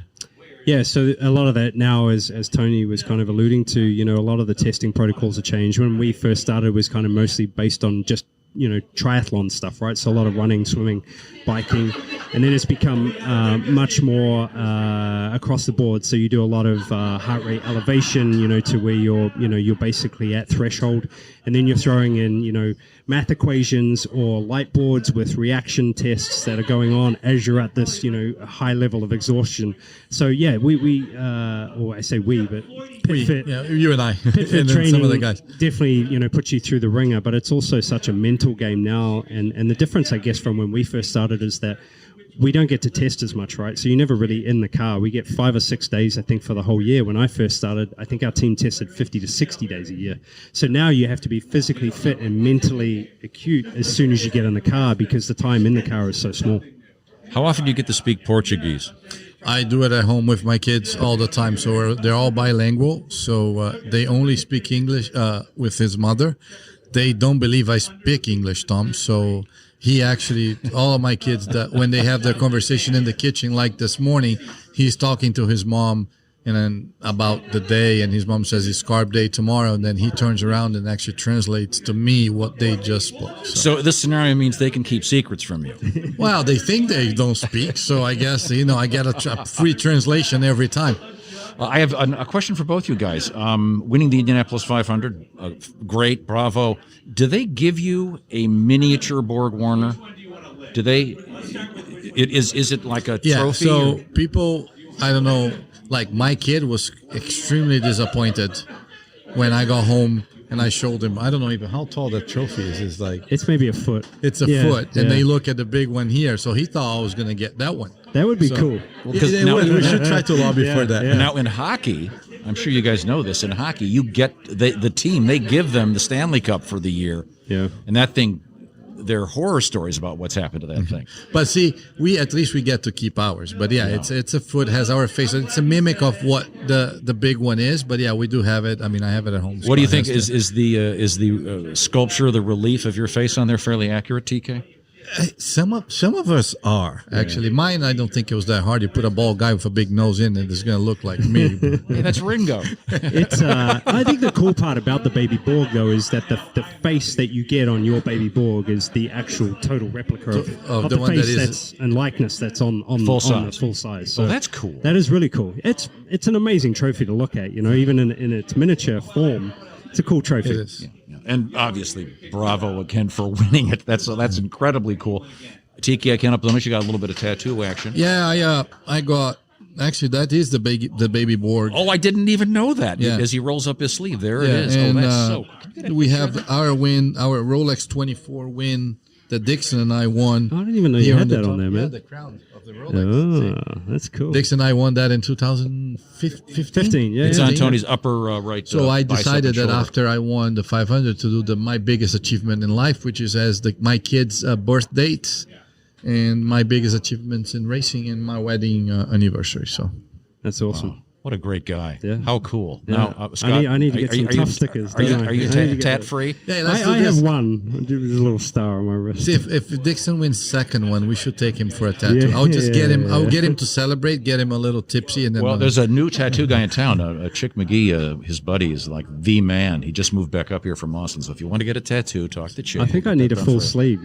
Yeah, I need to go down that's that road. totally you. Yeah. I want to do that, but I'm ginger, right? So I burn really badly anyway. I go pink and then I go white. So a full sleeve could be. I don't know. Does it work? Does it work for protection? Yeah. Now I assume you haven't been able to get back to New Zealand this year, right? No, the last time I was in New Zealand was February of 19, and it was just for a lunch. I was there literally for 4 hours on the way to Australia. So no, it's unfortunately they still have the 2-week quarantine lockdown in a hotel, which is guarded by the army. So it's pretty full on, and unfortunately with little kids, it's pretty hard to spend 2 weeks in quarantine. Well, I appreciate your time. I want to just take a little bit more of it. Of the movies that have been made about auto racing, Rush and some of the docs, what's your favorite, TK? I have to say Rush, because there are some bad ones that we don't need to talk about. But Rush for me was probably, or Ford versus Ferrari was actually pretty good too. Okay. Scott Dixon, your thoughts? Days of Thunder all the way. He got me on that one. I love Days of Thunder. That's a movie I'll rewatch quite a few times. It's got the love story. It's got everything. During the race, is Mr. Ganassi on the radio to anybody or everybody? What's the story with that? Depends. If he's on the radio he's on the 10 car usually, on 10 timing stand, which is Alex Palou. But if he comes on the radio on us, we might be in trouble. But yeah, he does. He has access to it, right? Yeah, I think he can switch between anything. He normally comes on, I think, most of them at the start of the race. If he hasn't seen you before getting in the car, he'll normally come on and say, "Hey, sorry I didn't get to see you. Good luck." Do you recognize his voice? Oh, yeah. Because he normally says, hey, this is Chip. This is Chip, like he needs to announce that. But yeah. Lastly, you guys have some downtime sometimes when you're sitting there in the track, in the car, it's hot, there's a guy with an umbrella, whatever. Do you chat? Do you listen to music? Is it real serious? Do you set the tone? We have an intercom system, so basically our radios are on the entire time when sitting in the pits. You guys can see the big cable that connects to the car. So I'm pretty sure I've listened to Scott as well, especially here when it's those long days. we chat, we tell jokes, we make fun of people. Yeah. Like in the stand, we make fun of each other. We complain that it's too hot. We complain that, we'll be sitting in the car for too long. Are you guys going to make this change quicker? It's all of it, Tom. It's actually quite, it's a team bonding even. Like, I like to make fun of a lot. It's even gone bigger now, right? Because of it's in the cloud too. So say, sometimes Dario Franchitti, the driver coach, can't be here at the track. He'll be listening to us in the UK or in another country. And he can talk to us. So we have even the engineering staff back at the office are live the whole time listening to what's going on. And we have an iPad. You have to be careful what you say. Yes, we have a tablet that they give us to us when we come in that I can actually look at his run or his data while I'm in the car. I can just flip through it. So we're plenty busy. Wow, cool. Then tomorrow, how many laps will you take typically on a carb day? Tomorrow we'll run as much as until we're happy. I think we'll use it. Hopefully we get it in, right? Weather looks supposed to iffy, rain. so- So How does it work with the tires? Do you have a limited amount for the whole month? we do. I don't remember exactly. 34, I think. 34 It sets. changes each year because of the schedule. Last year was only 30. I think we got 4 And we extra saved sets. like 10 new ones for the race, just in case you do an extra stop. So you basically work backwards, right? The beginning of the month, you take 10 sets away. You have 24 to work through that week and qualify. And then a set of tires will last a stint. A stint is sometimes, most likely, it's because of the fuel, not the tires. That will, you run out of fuel before you run out of tires, hopefully. About 33 laps, right? Yeah, about 30, I think. Yeah, yep. Do you guys get coached? And I promise I'll let you go after this. Do you guys get coached on, okay, you're going to win the race again, TK. Don't forget to say... We get coached all the time, but I think that's important, right, Tom? Sure, you got to get the sponsors in. Sometimes, actually, we have so many that our PR person section in the back with a paper that, you don't want to forget anybody. And that's, that's how we keep doing what we're doing. Yeah. And but we do. We definitely do. And we normally a big prep at the start of the season of the we right have media taglines, training, taglines. The taglines you got to use, I'm proud to be powered by Honda, and those are all good ones, So there's loads. You'll see that a typical driver interview. You start saying the 48 car from American Legion, Honda Chip Ganassi Racing. It was really good today. I guess I'd be remiss if I didn't say, do you guys get for your home car like a really cool Honda? Or do you get an Acura? Tom, all the Hondas are cool. Of course. See, this the best car. This is why this guy's got a ride next year. It's the safest car out there. It's a free car. It's the best car. I have a Honda Pilot, so it's. I got a Pilot too. Yeah, got to take the kids, man. Okay, this is the last question. Last thing you Googled, if anything, on your phone. The weather. Yeah, for tomorrow. Makes sense. The weather for Sunday couldn't be better. Right, Yep. It's supposed to be 62 or something. Oh, that cold. I think it was around 70s, maybe. I think I'm not sure. I heard it was 73. I heard 62. I hope it at goes the up. start. I hope it goes me up. too. I hope it goes up. We'll see. When it's cool like that, is it easier to run or is it the same thing? Yeah, it's easier for everybody. You want it to be hard. We want it to be hard. You want to be the 90 hotter- degrees and hot. The hotter it is, the thin the air is. Our cars have wings, so we'll slide more. And for us, we're in a good position with good cars that we want it to be hot, but I don't think it's happening. No. Okay, who's the funniest driver? Present company excluded. I was going to say Kanaan. Yeah, here you go. Clearly the funniest. That's why I would pick Helio. Tom and I, we did a couple of years this theater. What do we call Tom? The IRT. The IRT. The Indianapolis Repertory We're actors, Theater. man. We're actors. And TK was up there killing the crowd. He's very good. The only people ad-libbing off script, TK and yours truly. It was funny. You did a great job. Naughty boys. Naughty boys. We wouldn't follow it. Well, thanks. You guys are the best. And I certainly appreciate your time. Thank you. Yours too. Have a great race. Thank you so much. Cheers. Here with Sage Karam. What shows did you binge on during the pandemic? Ooh, what shows did I binge on? That's a tough question. I watch a lot of shows. Right now, my current favorite show that me and my fiance watch is called Big Sky. Pretty fun show. It's like a crime show and everything like that. I like crime stuff like that. For some reason, I still find myself watching Forensic Files. It's like how old now that show, it has so many seasons, but I like binge it all the time because I just love the crime stuff. So I definitely did a lot of that. Do you play video games, and which ones if you do? Yeah, I do actually. I actually have a deal with HyperX, who does like keyboards, headsets, stuff like that, and I'm big into gaming. On the computer, I do a lot of iRacing. for fun and also for simulation training, stuff like that. But I also have an Xbox, and I've been big into playing the MLB The Show lately. Do you compete against other drivers? Yeah. I mean, I did a Indy 500 on iRacing a couple weeks ago, and like Stefan Wilson was in it, and Kyle Busch was in it. So that was kind of cool. I never raced against Kyle Busch, and to be, I probably would never get the opportunity to race against him, but I'm racing against him on iRacing. When we play video games, sometimes I play Call of Duty with Connor Daly or Zach Veach or somebody like that. So there's a lot of drivers that game a bit. I'm going to redo my question because my voice cracked. Do you compete against other drivers? What is the most entertaining and the most realistic movie about racing? Ooh, I mean, I think my favorite is probably Rush. The Formula One movie about Niki Lauda and James Hunt. I think that's a really good one. There's obviously some documentaries that are really, really cool. I know some people aren't really into the whole documentary thing, but I think just movie wise, Rush is a pretty cool one because it's got some really good stuff in it as far as how the cars actually look and drive, and but it also has that same like Hollywood movie feel to it too that like anybody can watch and like be interested in as well. So I'd say that one. Would you rather speak to all animals or speak every foreign language? Probably all animals. I always wish my dogs could talk.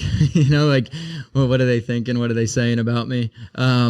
So yeah, I'm definitely an animal lover. I'm a big fan of animals, so to be able to talk to them would be pretty cool. But it would also be nice to know what the foreign drivers are saying about me on the grid or whatever. Were you ever put in detention in school, and do you want to share why? No. Was I ever put in detention? I got suspended one time. And it was I was in middle school, and I kicked a dude in the balls. He said something about a girl I liked, and I didn't like it, so I went to go kick him, but I had to like go around somebody, so I like kind of like side kicked it, and it just hit him right in the spot, So that wasn't good. How long were you suspended for that? I got 3 days in school. So I didn't even get the luxury of the out of school suspension to be able to just like play video games and stuff. I had to sit there and read like the newspaper as a 7th grader. If you could have one snack in the car during the race, what would it be? Cheez-Its.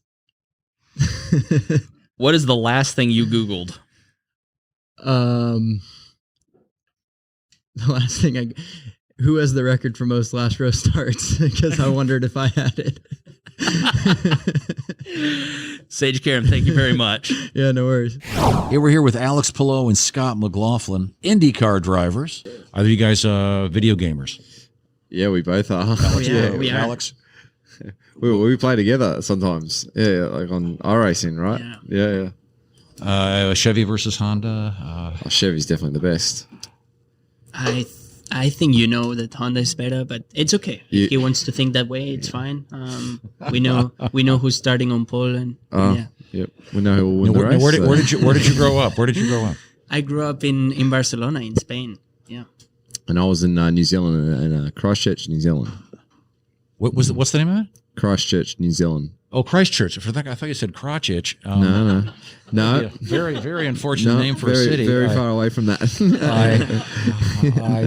Do you communicate with your fellow Kiwi, Mr. Dixon? Yeah, for sure. Yeah, I mean, I grew up watching Scotty back in New Zealand. He's a big icon over there, and so he's an old man for you. Yeah, a little bit. Yeah, for sure. But he's certainly been around for a long time. But geez, he's going well. He's certainly driving like he's 20 years old. He's a hell of a driver. From Spain. How many other guys have been in this race from Spain over the years? Do you know? I think Alonso, huh? Alonso, Serbia. Don't know anymore. Yeah. Well, we've got representation from a lot of countries, which makes it so cool. Yeah. To have great guys and ladies from all over the world. Mm-hmm. Do you guys do a lot of get in the simulator a lot? Yeah, for instance, I think Honda has one and Chevy has one each, like a simulator that we use for all the tracks, and basically gives us a little bit of a leg up before we head to the racetrack. And it's obviously quite expensive to continuously put money into racing and continue and run the cars, the tracks, and all that sort of stuff in real life. So the simulator's a little bit of a cost saving measure, but sometimes it does get a little bit out of hand. They're pretty high tech things. Yeah, I think they've been working a lot for the past years, and we spend a lot of time there. As Scott says, that it's super expensive to just fly all the team to one racetrack and just burn tires and fuel and get all the drivers. While on the simulator, in 10 minutes, you can be from Indy to Road America, and it's just one click. That's amazing. But yeah, there's a lot of effort that they put in, lots of money as well. And yeah, they actually take it super serious. Like, there's all the engineers, everybody's there and working on the simulator, like if it's a real test. Wow. Yeah, we were talking to TK, and I noticed he has a rather substantial tattoo, including the Borg Warner. Either you guys have any tats? No, I don't. If you win, will you get one? Probably. My wife's got more tats than I do. I don't have any tats. She's got a couple of tats, but I for sure. If I got, yeah. I would. I mean, if you win, you would do everything, right? So are tats big in Spain? Yeah, for some people, right? Yeah, like everywhere. So they're a fashion statement, right? Yeah, You never had the desire to. I never had the reason why should I get a tattoo, but I hate needles, so I was never. You can't really get like a Honda logo because you never know what'll happen next year. Yeah, look, I was driving Ford last year, and look where I am now. So yeah, I'm driving for Chevy, and the Chevy's the best thing in the world. So Okay, favorite bands. For me, the Killers. Oh, they're great. Mm-hmm. Very good. What do you think? Man, that he killed me now because I don't really. I listen to music, but I'm not really a follower of like having a band and just listening to that. So I really like to listen to the cinematic music. The bands that. So I like the Two Steps from Hell. They do all the cinematic for the action and the action movies and that's cool. Well, real quickly, last thing you Googled? Myself. Really? No, don't know.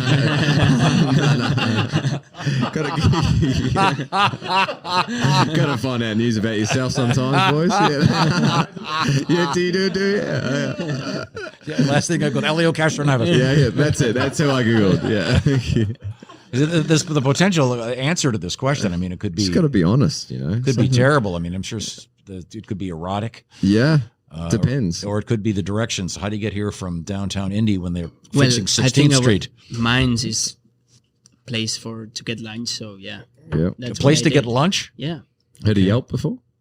Yeah, I know, but I wanted to Google the place I wanted to go. Just double checking. Big app. Okay. And lastly, a best movie about auto racing you've ever seen. Which one? I don't know. Senna, I think, was very good. I really enjoyed Senna. I don't know. I don't know if you can call it movie or documentary, but Born Racer, that it's about IndyCar and Scott Dixon, I think, was a good one. Did you watch that? Yeah, I did watch that. That is a good one. Wait, I thought Senna was better. Oh, come on. I really liked Senna. How about Rush? Is that Rush? Actually, Rush is a good one. I do like Rush. I like Rush. Yeah, Rush slipped my mind. I like Rush. Yeah. Yep. Ford versus Ferrari. That was. I haven't good. watched that yet. What? No. I haven't watched that. Well, we know it's something wrong with him. Like he likes Chevys and that stuff, but you gotta watch that Google one. myself. Now, let me ask you: how do you say "gentlemen, start your engines" in Spanish? Señoras y señores, enciendan los motores. That really doesn't sound like exciting. that really kind of doesn't really have the pizzazz. How do you say it in Kiwi? Gentlemen, start your engines. What? Yeah. What about lady? Drivers start your engines, right? I think they should go with lady and gentlemen start your engines. Yeah, lady. Because the tradition is gentlemen start your engines. If they driver start your engines, it genericizes. It takes the pizzazz out of it. Yeah. Did they I thought they said that when Danica was racing. They've done drivers for a long time. Last time, didn't they? Yeah. Ryan Hunter-Reay is our guest. Are you the tallest of the drivers? I'm right there with, I think Graham Rahal's a little taller, maybe. What are you, 6'2"? I'm like, 6'1", 6'2", just in between the two. And then the magic weight number is 185. Are you? Yes, I'm like right there. That's good for you. Yes. Yeah. It's cramped in the car, no doubt about it. Yeah. I'd be curious to find out who the tallest one. Wasn't Buddy Lazier really tall? No, he's not that tall. Who am I trying to think of that was so tall? Justin Wilson was That's really it. tall. 6'5", 6'4"? Yeah, he was. I don't know how he ever fit in any of the race cars he drove. Stefan Wilson's tall. His brother, who's racing this time. But yeah, Graham, Alex, Rossi, and myself are probably the tallest. And who is the smallest? Takuma. Yeah. Santino Ferrucci. Those guys next to Ray Hall look tiny. Big time. Yeah, he's got two of the smallest teammates. But with the ballast situation, it's all evened out now. Yeah, but their ballast, their weight that they're carrying is all down low, right? Whereas up here, torso, with a heavier driver, your center of gravity's higher for sure. Because we're talking about qualifying and whatever over 10 miles. What they say it was 55 inches was the difference. It's insane to try and comprehend that and process what that difference is over 10 miles. So all these small things really can make a difference. Yeah. And there are judges or whatever you want to call them, officials that weigh you in the car, and yes, so it's all you're not going to get, because I can imagine back in the day there'd be a lot of trickery. Yeah, that was the word I was looking for. Yeah. Now it basically comes down to the fact that you can just get yourself weighed, or you can be that guy who ends up getting caught with lead in his underwear, and that's how you do it. The shame that goes along with it. That's how one would do it, I meant? I mean, I never even thought of that. Do they weigh you? Is it at the beginning of the event? Like Indy yes, being they weigh us after one of the practice sessions. We all go there. We all get weighed with our suit on, our race suit on, our race underwear on, and all that, our shoes on, and all that. So and that's good for the whole event, right? Okay, right. Ryan Hunter-Reay is our guest. Where do you live now? I'm in Fort Lauderdale. Okay, Fort Lauderdale, Florida. Been there since since I was like 4 or 5 years old. And are you a gamer guy? Not really, no. Okay, it seems to be splitting about halfway, I would say. No, yeah, I just don't have time. I mean, I have 3 kids. I'm on the road constantly. Just do not have time for games. Yeah, I have 7 kids. I've never played a game in my life, but I've bought every one ever made. Right. Copy that. I'm with you on that side of it. Yes, I've bought the kids endless Nintendo games and Xbox One games, and we have a simulator in the house, which I'm going to start getting my kids on more, because I like that they can actually practice on that. The problem is the controls on it are so real. Like the brake pedal is basically an IndyCar brake pedal, and you have to be a grown adult to push this thing. So I need to work on some modifications. Yeah, I've been asking all the guys about the home simulator. I think it's fascinating, because I can remember a few years ago talking to one of the guys, and he said he had to go. He'd been asked to be in some race. He'd never seen the track before or anything. And he got the video game and he watched it for a few weeks. And when he got there, it was like, well, yeah, I know. You go turn left here, right here. Then there's a long one over here. Absolutely. It's amazing. Yeah, the familiarity side of it. And the models are so accurate now. It's getting better and better. Every quarter of the year, it seems like they come out with new updates, and things are just the graphics of the cars, the tracks are so realistic. It's unbelievable. But yeah, you can easily burn 6 hours just sitting in a simulator at home and, zap your day away pretty quickly. It's like a round of golf. It takes your day. Yeah.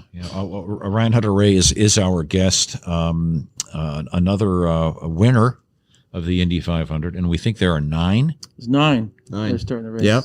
9. That is absolutely amazing. I think it ties a record, or it's. I think it is the record. Yeah, they said. I think. Yeah. That's what they said. In that moment when you're battling Helio when you won yours. Yes. As a lifelong Indy 500 fan, like that's one of the greatest moments ever. Thanks. Seeing you in 3 buzz the grass. Yeah. Are you like?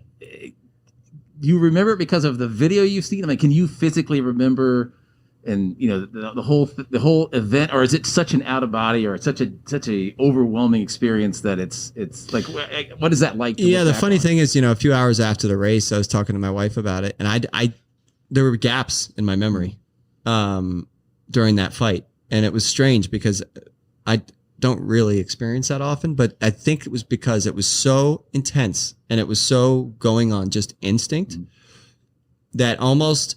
And we were so mentally saturated at the time, being in that position, that I think almost like a computer running out of memory space, right? And I just stopped banking memories at that point, and it was fully just kill mode, And you know, the way that race ended, it was pretty unique because you had a red flag, right? And then it was like a sudden death overtime shootout, right? It was like, okay, it was such a unique set of circumstances that went into that one. It was really cool for Helio and I to, you know, trade the lead every lap leading to the last and final lap where we came across the line first. But wow, what an event, and kind of the circumstances that took place to get to that point were pretty unique.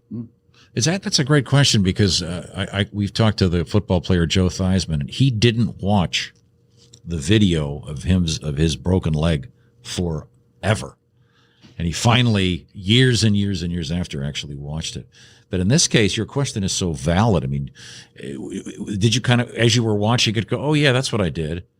Yeah, like yes, that kind of came back that way. But what keyed me into that was we were talking about certain circumstances, and she said something like, "Oh, with 4 laps to go, you did this," and I was like, "Really?" You know, and I just it was strange that it wasn't immediately coming back to me, almost like I was operating at a different level at that point. It was very, very strange. It was.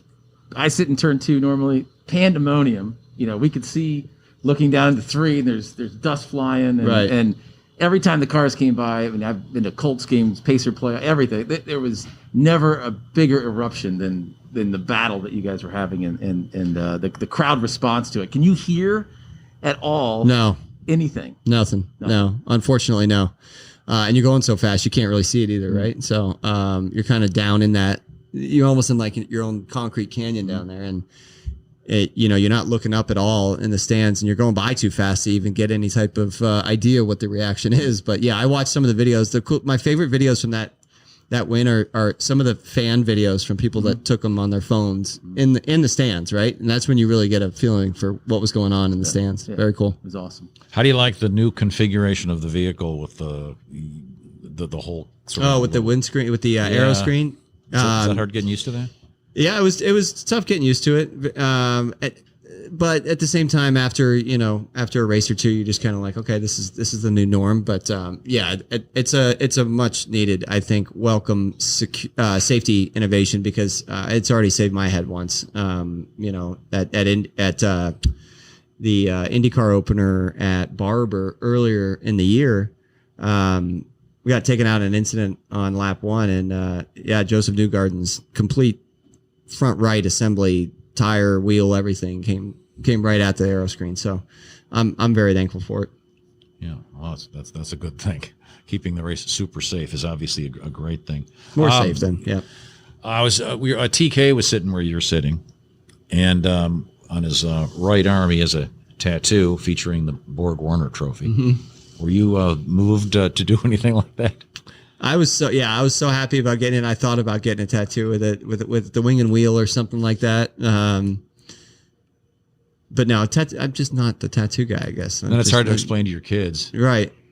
I mean, I don't know. And my 8-year-old the other day goes, "Can I get a tattoo, Daddy?" I said, "No. But my sister Lucy has one, and Willie has one, and Sam." Oh, yeah. I figure I'm 40 already. I'm past the point of, I think, of inking up. Okay, I'm just curious.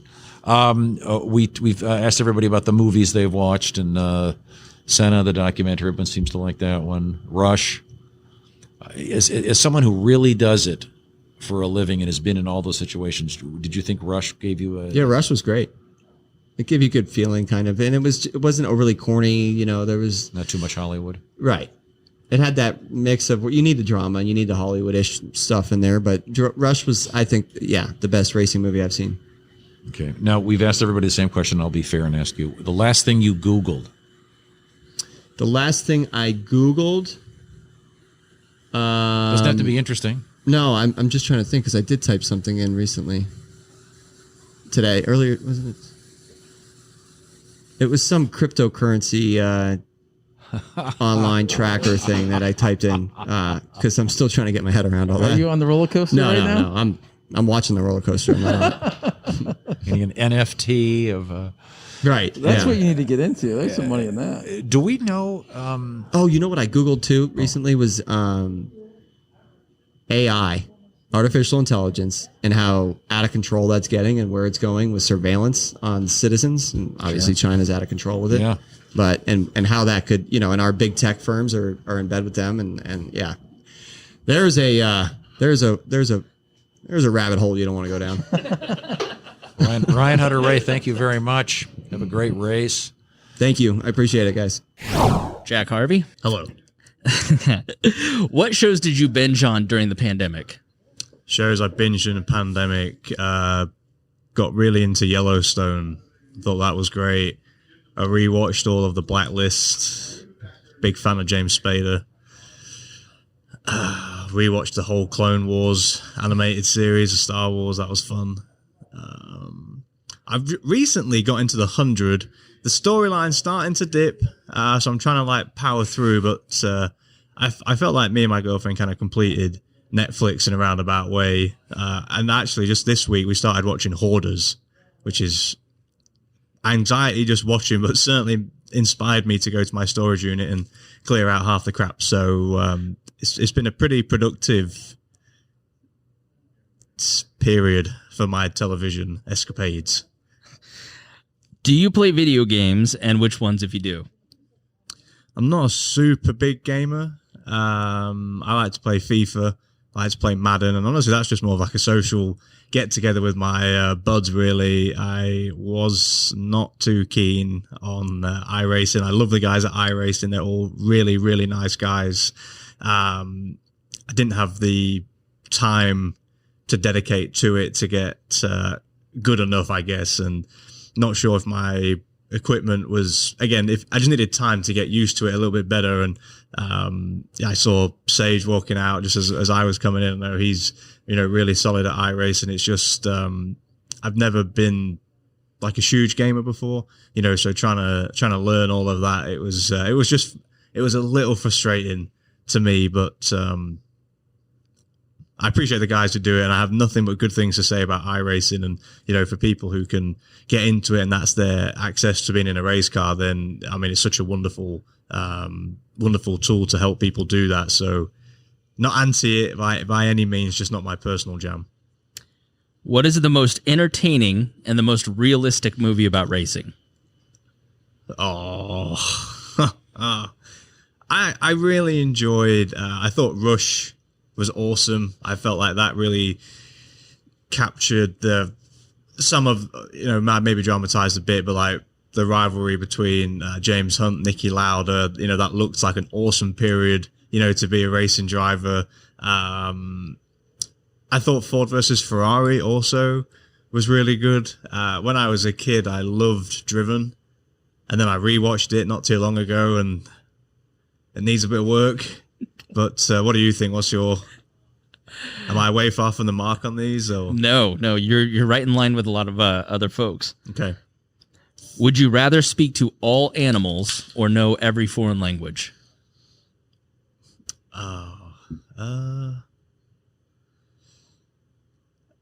Normally I feel pretty prepared for questions and not exactly, how's your tires on that run? No, yeah, certainly not. No one cares about the weather outside today with them questions.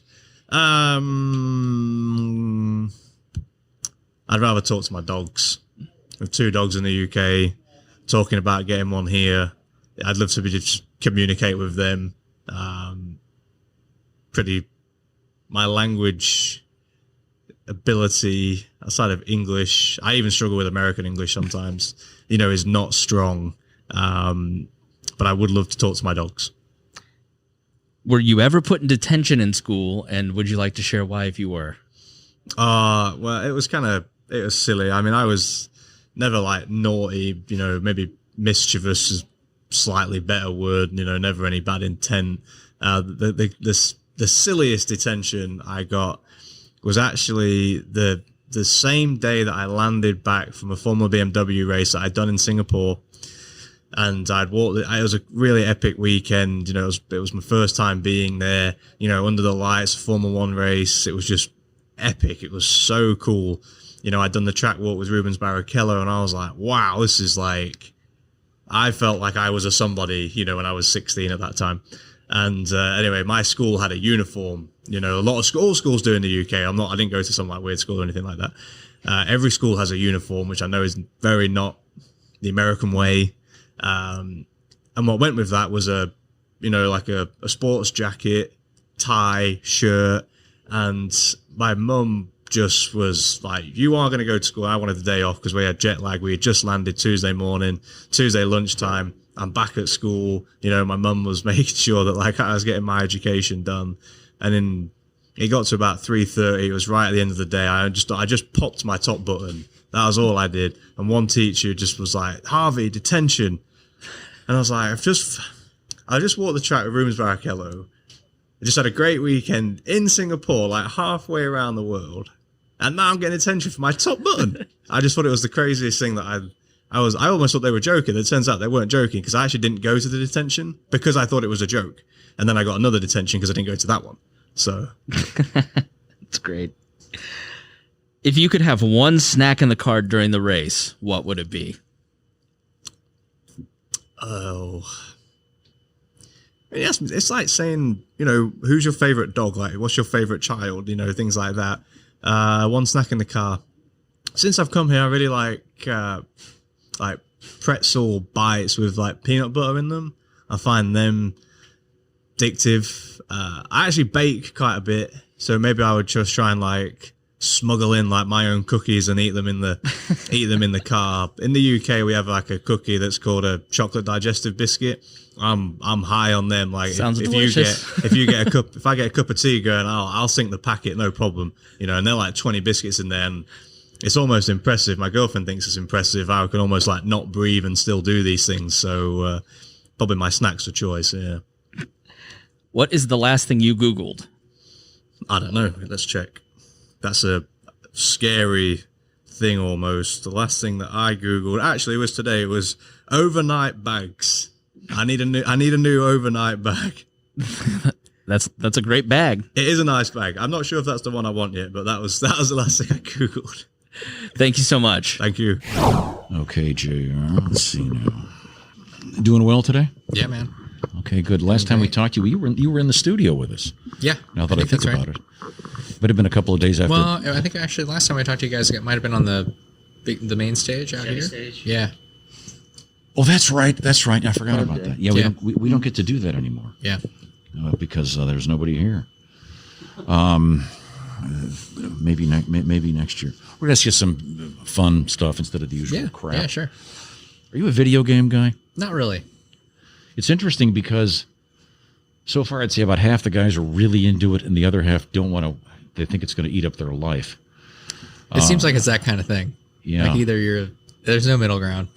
It's no like casual. Yeah, I kind of like video games. Yeah, I've never played one, but I've bought every one ever made for various kids in my family. What about the simulator? Do you get a lot of time in that thing? We get in on that, and I feel like it's funny when I think about it. Really, like when I first started, even before I ever raced go-karts. So this is back in like the late 90s. Those super early car racing simulators, like that everybody thought you were a total nerd if you were playing those things because they were pretty realistic, but by today's comparison, like terrible kind of. Yeah, now they're unbelievable. Reality perspective.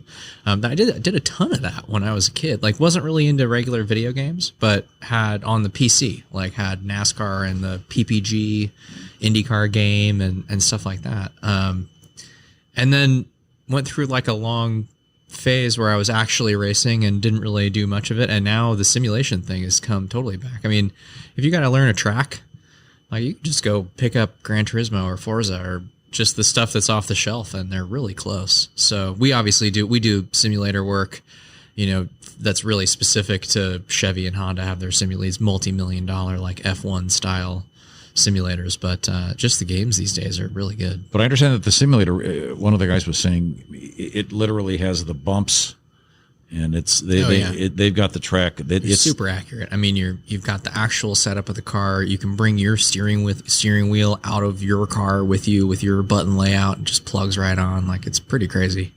During the last year, did you do that a lot, or when you're racing full time? you're doing it a lot. So the guys that are, racing the full season, they're probably on that thing. They're trying to be on it before every race, probably. I know talking to the Chevy guys, particularly over the last year, because, in NASCAR, there's no practice. So you just go into the race weekends, no qualifying, no nothing, you show up, it's just the race.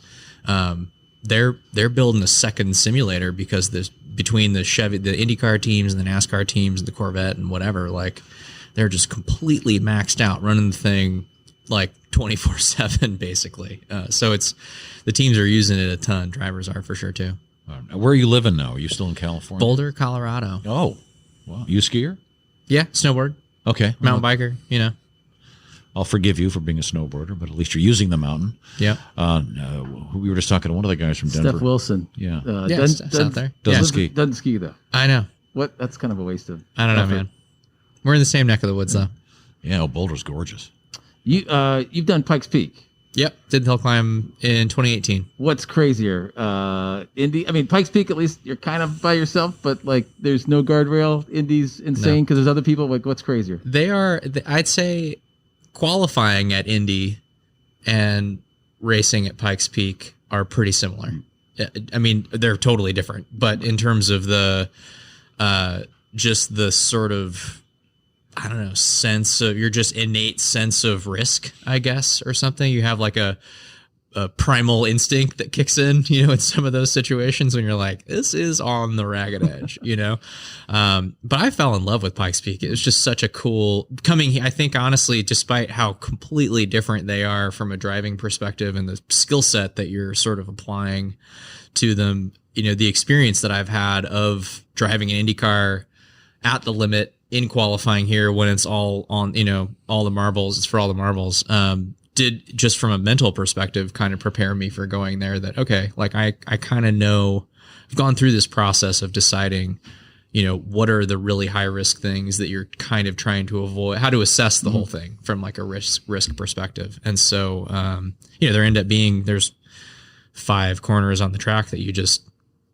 don't drive it 100%, because if you come around the corner and there's gravel at the apex, you need that little bit of margin to be able to deal with that kind of thing. But I kind of got in a groove there, and it's just like a strung out road course now. It's paved all the way to the top. I was racing a Porsche at the time that, we threw a setup on it from like going to a road course somewhere. From that perspective, it's not as different, I think, as a lot of people think it looks. It's dramatic. Video of it is super dramatic. Yeah, which is unbelievable. You can't take a bad picture around the place. You're up above the clouds at 5 a.m. practicing in the morning. It's really incredible from that perspective. Yeah.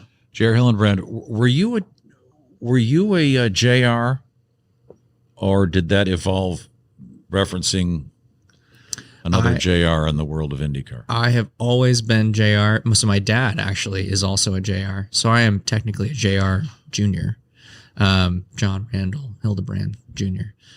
So between me and my dad, he's John, I'm JR. There was no Lone Star JR. No, I mean, he's obviously the first, without question, in this paddock. Yeah, sure. I was just kind of curious. Yeah. Did you grow up in California? I did. Oh, that's what I thought. Okay. Bay Area. What kind of music are you into? Oh man, I've been getting back into a little Rage Against the Machine, Audio Slave, that kind of stuff lately. Just been finding my like kind of late '90s, early 2000s hard rock groove. What is your life like when you're not thinking about racing or racing? Man, I don't know. It's been nice, honestly, just to take a little step back from everything and assess, over the last year. I guess been fortunate to be in a position that I can do that. And thinking a lot about, honestly, a lot of my spare time, it's spent thinking about racing. Like, what do I really want to do? At this point, what are the things that I'm at a point in my career where it's like, okay, I can keep coming back and doing this. Like, I get good gigs to, I kind of make a living by running the 500 and a few other things during the year. And, there's other stuff that I'm doing, but, been spending a lot of time recently just thinking about, you mentioned Pikes Peak and some of the things that they take a little more effort to put those things together, like a little more intention. They're not things that just come together. And so, that's been what's on my mind lately is, what do I want to accomplish over the next few years here? Not necessarily in terms of success and failure. You don't always have control over that, but just what are the things I want to do?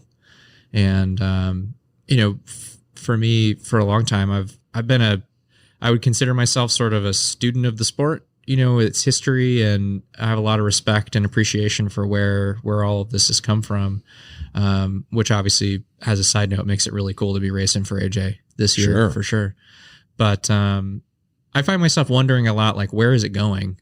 Where are we going to go from here? There's so much stuff that's changing around motorsport, and you can certainly look to the automotive industry and see the things that are changing there, electrification and autonomous and all of this stuff. But even, the media industry is such a huge component of what we do as a business here. And you see all the shifts that are happening there with over the top stuff and whatever else. So, I guess I get asked a lot about that kind of stuff because I think people know it's on my mind. Been around the sport for a long time, that I'm really interested to maybe become a little more involved in shaping the future of where we end up. Have you followed, the autonomous race that they're going to have in the fall? Yeah. I know you've got an engineering background, I believe. Yeah. Have you? To me that sounds fascinating. But have you involved at all? I guess in more of like an advisory kind of role. Been on some Zoom calls and talked with some of the teams just to kind of help them understand, what are the. It's interesting. It's been interesting going through that process actually with them because I've worked at Stanford as an adjunct lecturer, which sounds like a really intense title. It's just like the most generic title they can give somebody, basically. So I've kind of worked with them as like a consultant, basically. They have an autonomous vehicle program that's a graduate student program that, they run a car at a race, just for lap time on a racetrack, and they have a drift car and, kind of exploring the outer limits of what an autonomous vehicle can do. And, it's all relevant, right? Like it's why what we do at the track is still relevant to road cars. Like, you have to kind of push things to the limit of their envelope to really find out where, how to improve safety and things like that sometimes. And so, naturally got pulled into the discussion with the autonomous, program that's going to happen here in Indy with the, sort of basically Indy Lights car, more or less, and a bunch of college teams that are from all over the world that are going to be involved in it. And it's been interesting just to kind of recognize throughout all of those experiences that there's so much of it that's just technical and an engineering process to figure out how to get the cars to do this. But, when you start talking about, okay, there's going to be multiple cars on track here at the Indianapolis Motor Speedway, there's so many humanistic components to how that works that they still have to kind of really understand and like build into the programming that they're creating for these cars. And that's what's actually really fascinating about all of this stuff. Like with the work that I was doing at Stanford, they kind of brought me in initially, honestly, just to be like a human benchmark to compare this autonomous race car to. And then it ended up turning into this whole crazy thing where, the students there are trying to kind of understand from me, like, all right, like you don't do this as perfectly, basically, as the autonomous vehicle does, but you're still faster than it is. So how does that work? Like, what are the human components here that make us good at what we do? And I think that's actually what's really interesting about that whole space is, as humans, we're not operating at 100% all the time while we're driving around. There's lots of things we can get distracted by or screwed up on the road or spilling your coffee or whatever, but talking on the phone. But when you are operating at a really high level, we're actually really great at just kind of observing what's right around us and dealing with it, So that's been a cool kind of process to be a part of. Lastly, what's the last thing you Googled? Ugh. This question has the potential to What's have the last thing I Googled? You can look at your phone. I mean, I could look at my phone, I guess. I think the last thing I Googled was probably just like how the hell to get back to the track from wherever we had brunch the fastest. I was like, there's like construction on 16th Street somehow. I'm like, oh, yeah, God, I saw that this morning. I couldn't believe it. How do I get around this? Like, do they you look guys at the know calendar? there's a thing this weekend, right? Yeah, Like, yeah. Let's close down Interstate 70. What do you think? Timing is everything. Well, we keep hoping someone will have some erotic component to answer that question. We're just one of the guys that go, Pornhub. Some honesty. Okay. J.R. Hildebrand, thank you so much. Thanks for your time. Have a great race. It's always a pleasure, guys. Max Chilton, what shows did you binge during the COVID pandemic? Oh, now that's a question. You know, I spent a lot of time in the UK out gardening. We had amazing weather for I love gardening, so I didn't watch a huge amount of TV. What I've started to binge on at the moment is a program called Somebody Feed Phil on Netflix. It's just a program about a guy that wrote a program about Someone Loves Raymond, and he's the writer of that, and he just goes around to all these different cities around the world, right? Sort of filming in these amazing cities about the food, and I just find it really interesting and enjoyable. So, what do you garden? What do I garden? I basically just try and make my garden look as much as perfection as I can. So I love golf, and Augusta's always it looks like it's out of a computer game. So I try and make my garden look as much like that. Spend a lot of time mowing my lawn. Find it very therapeutic. Do you play video games? And if so, what do you play? No, I haven't played a video game for about 15 years. I don't know why. All my friends do it. They were obsessed with playing COD during the pandemic. I'm like, guys, you need to get a life. You're nearly 30, but they love it. And yeah, I'm sure it wasn't great for some of their relationships. I know it put a strain on some of them, spending about 4 hours a day in the evenings playing with their mates. Would you rather speak to all animals or speak every foreign language, and why? See, I just had to go at Ed Carpenter for picking animals, because I thought it'd be amazing business opportunities to speak every language in the world. But he's made me put doubt on that and thinking everyone speaks English anyway. So it would be pretty cool to speak to an animal. So I think I'll go for that. Were you ever put in detention in school, and would you like to share why if you were? Oh, I was a bit of a goody two-shoes. I was head boy. I was made head boy. But of course, I don't think anyone went through school life without getting some sort of detention. It was usually for taking the piss out of the teacher and joking around too much, or my spelling was too bad that they wanted to give me a detention for it. So can't remember exactly reason why, but I definitely had a few. Can you explain head boy? What does that mean? So head boy is you have head boy and head girl of each school. So I was like the chosen one by the headmaster to sort of be the face of the boys, and then you had the head girl, and then you'd have head of school as well. So there was always 3 people in charge. So I was the boy version. Very good. Thank you so much, Max. Appreciate it. Thank you. Well, this is Marco Andretti, the great race car driver. This is for our network, which is a radio show. And whoops. That. You're good. I won't even lean on. Okay. I'm going to ask you some fairly painless, non-related, really race questions. Are you a gamer, video gamer? I'm not. I actually try not to be because I know how I am, and I would get so addicted, so I don't want that to ruin my marriage. So no, I didn't. It's a good answer. Do you have any kind of a simulator at home to simulate? And if so, is it accurate at all? It's honestly, that's the same answer, because I would be crazy on that thing, especially with motorsports, right? So I purposely was one of the few to not get a simulator, but the at-home ones aren't very realistic, but the ones that we test for the Indy cars with Honda and stuff like that, it's actually getting really impressive, and the correlation between the mechanical changes correlate to the track, so it's getting close. Yeah. Now, have you been on it at all? And the Honda one's pretty close to here. Have you been on it at all? Or you strictly just driving your car? Well, yeah, no, that's what I'm saying. Like the Honda one is the one that's a good one to work on. I mean, now that I've scaled back my season to just Indy, I'm not running it anymore. But last year, I mean, we have a lot of days in it, and it's just so much faster to make changes than to physically have the guys changing all the parts at a track. They can hit a couple buttons and it's a new setup. So. Oh, cool.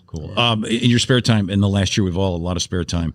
Do you have a particular television show that you binged? Anything you want to recommend? I'm waiting for Succession. I think season 3 or 4 coming out. But I like Succession. Yeah, that's a good one. Yeah. And what do you do in your spare time for the most part? I like to travel. We have a lake house that's an hour from us. I like going up there and training and hanging out with friends and going to different locations and, traveling with friends and family. But even with my new schedule, I don't have a ton of downtime. So, I have like a week off after the 500 and I have 6 or 7 races in a row, some of them double duty. So still busy. Do you have a fast boat of some sort? Sorry? Do you have a fast boat? No, I don't own a boat. I have an airplane. That's faster than a boat. But I play at my grandfather's lake, so he's got a bunch of. I'll bet. Yeah, he has a bunch of toys that we go up there, give him all the liability, take all the risks up there. Okay. Well, Marco, I know you got a lot to do. Thank you so much, Marco Andretti. It was great talking to you again. And All right. have a great race. God, Thanks for having me. It'd be so great if you won. Oh, that's cool. Thanks a lot. Appreciate it. Who's taller? Sitting down, Colton. I'm all leg. So How tall are you? I'm 6'3". So The reason I'm asking is we were talking about this weight situation where if you're under 185, they add ballast. if you're over 185, then it's tough luck. What are you? Like 195, 197. So that accounts for Colton that's being faster? That's the 2 miles an hour right there. There it is. Yep. Figured it out, right? Oh, that's so that they don't encourage you to go in the bathroom and lose weight like a wrestler in American high school. Yeah. Well, we've got to be pretty, while we've got to be light, we've also got to be pretty strong to drive the car as well. So it's kind of like it's a fine line, it's a fine balance that we've got to find. That's the voice of Stefan Wilson. I should probably introduce everybody. And Colton Herta. It's great to see you. Thank you. It's not great to see me. I've already said how great it was to you because you're taller. How tall are you, Colton? Do you mind if I ask? I'm 5'10". 5'10". Colton looks like a younger, much more handsome Dennis Miller. You see the resemblance there? Is that a compliment? I hope. Comedian. Maybe you're not familiar with it. Yeah, probably don't. I don't either. Actually, he used to do SNL. He was the the second guy that did Weekend Update. Very, very, very, very good. Stefan, where did you grow up? Grew up in Sheffield, England. So I moved over to the States in 2010, and that was the year Colton was born, and then lived here the last 10 years. Favorite band from Sheffield, England? Arctic Monkeys. There's a couple other. Are they from Sheffield? Yeah, they're from Sheffield. There's a couple other good ones too. Trying to remember. Whichever ones are you thinking of? Is Def Leppard from Sheffield? I think they are. Who are they? Well, that's maybe before your time. Okay. Let's. Stefan, are you a video game player? Yeah, a video game player. iRacing, the online racing games and stuff like that, and then the odd Battlefield. I'm more of a Battlefield 1 kind of. On the racing games, do you identify yourself as who you are, a professional race car driver? No, definitely not. Don't want to. They want to beat you, then. Yeah. Okay. Definitely not with that terrible driver in mind. So. Colton, are you I do play a lot of video games. Probably more than I should, but same thing. I play games on the computer, and then obviously iRacing, racing games also. Okay. Do you ever play any of the other drivers? I think on iRacing you actually run into a lot of just random drivers. Like you join sessions and people from IndyCar or NASCAR or even some guys from Formula One will be there. So iRacing is really cool how you can just run into professional drivers. And do you say who you are so they know? In iRacing you do. In any of the other games you don't, because iRacing is really professional and people are usually really good about it and take it very seriously. Most of the time. You're right. If you're playing like Forza or something, I don't think you'd want to disclose that information. Okay. You did really well in qualifying. Thank you. Did anybody do the math on this? It's 55 inches. Is that the correct answer? It's the correct answer. Yeah. The question is if you could quantify the difference if it were an actual race and you were going 10 miles. That's absolutely astonishing. It's disappointing. Yeah, sorry. So when you think of it like that, it's a little more disappointing than obviously 0.03 of a mile an hour is very little, but then you think of it as 55 inches over 10 miles is Now, for the 105th running of the Indy 500, the weather forecast, I keep hearing different things. Every day, it's supposed to start about 62 degrees. It's going to be colder than we've seen this month for sure. What does that mean to you as the driver? The air is denser. It's a little cooler. The engine won't be, and the downforce won't be quite as good. The engine will be the same, but the downforce won't work quite as well when it's cooler. There is a little denser, so it's kind of like driving through molasses in a way. Will you be more comfortable physically because you're not boiling hot?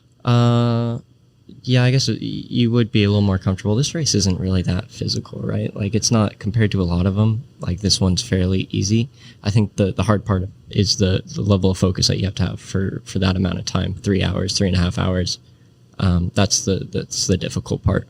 Your mind can't drift away at all, I assume, at those speeds. No, not at all. Yeah, so this is why I'd be crash on turn 2. Because I can't focus. We've talked a little bit about the simulator, and do you guys spend a lot of time in the simulator? I don't actually. Well, at home you do. At home I do on the iRacing that we talked about. That's pretty realistic, and it's as realistic as you can get for a home simulator. But so I guess to like explain to them, so they like laser scan the tracks. So if there's a bump on that back straight right there, it's going to be the same depth and the same width to what it's so, like, and the car reacts the same way. Yeah, that's how good they've gotten it. But sorry, Karen.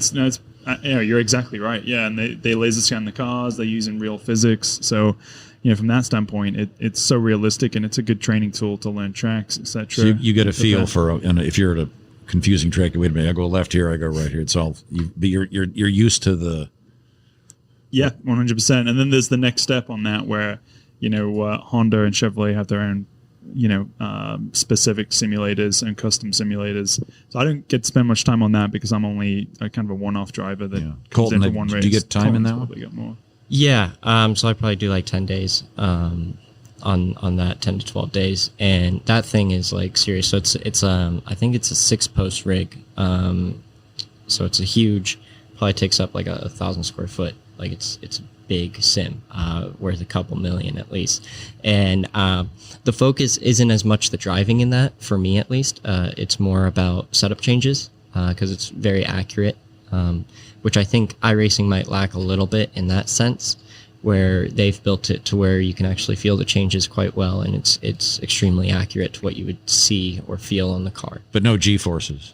It has motion, but it's not to the level of what you experience in a race car. No way. Yeah. Do you suit up? No, I just wear workout stuff. Obviously, it's so the actual cockpit's an IndyCar, so it's an actual IndyCar cockpit, and it's the same. So you bring your steering wheel from the actual race car, you bring your seat from the actual race car. Put it in, you buckle up like normal, and then you're there for the whole day. These are all stupid questions. Did they add any sound? You have headphones on for sound and a microphone to talk to the engineers. But I mean, but other than when I say sound, I don't mean just the engineers talking to you. No, like did they add ambient race sound so that you can hear the engine? Oh, cool. You can hear the down changes. And the motion's really good, so you can feel the lockups. You can feel all the down changes and up shifts. So it is very accurate. Oh, that's fascinating. But they don't, I found this out today, they don't add temperature. There's no heater in there to say if it's a hot day, we're going to heat this thing up to 120. It does get very hot in there, though. Even in the simulator? Yeah, we have a fan in there.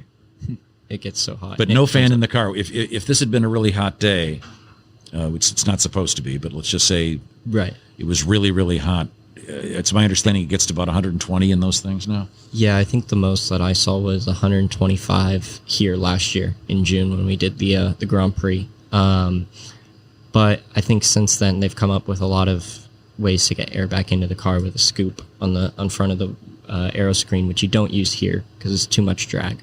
But you also have the cooling tube that comes from this side, pulls air in from outside and on top of your helmet.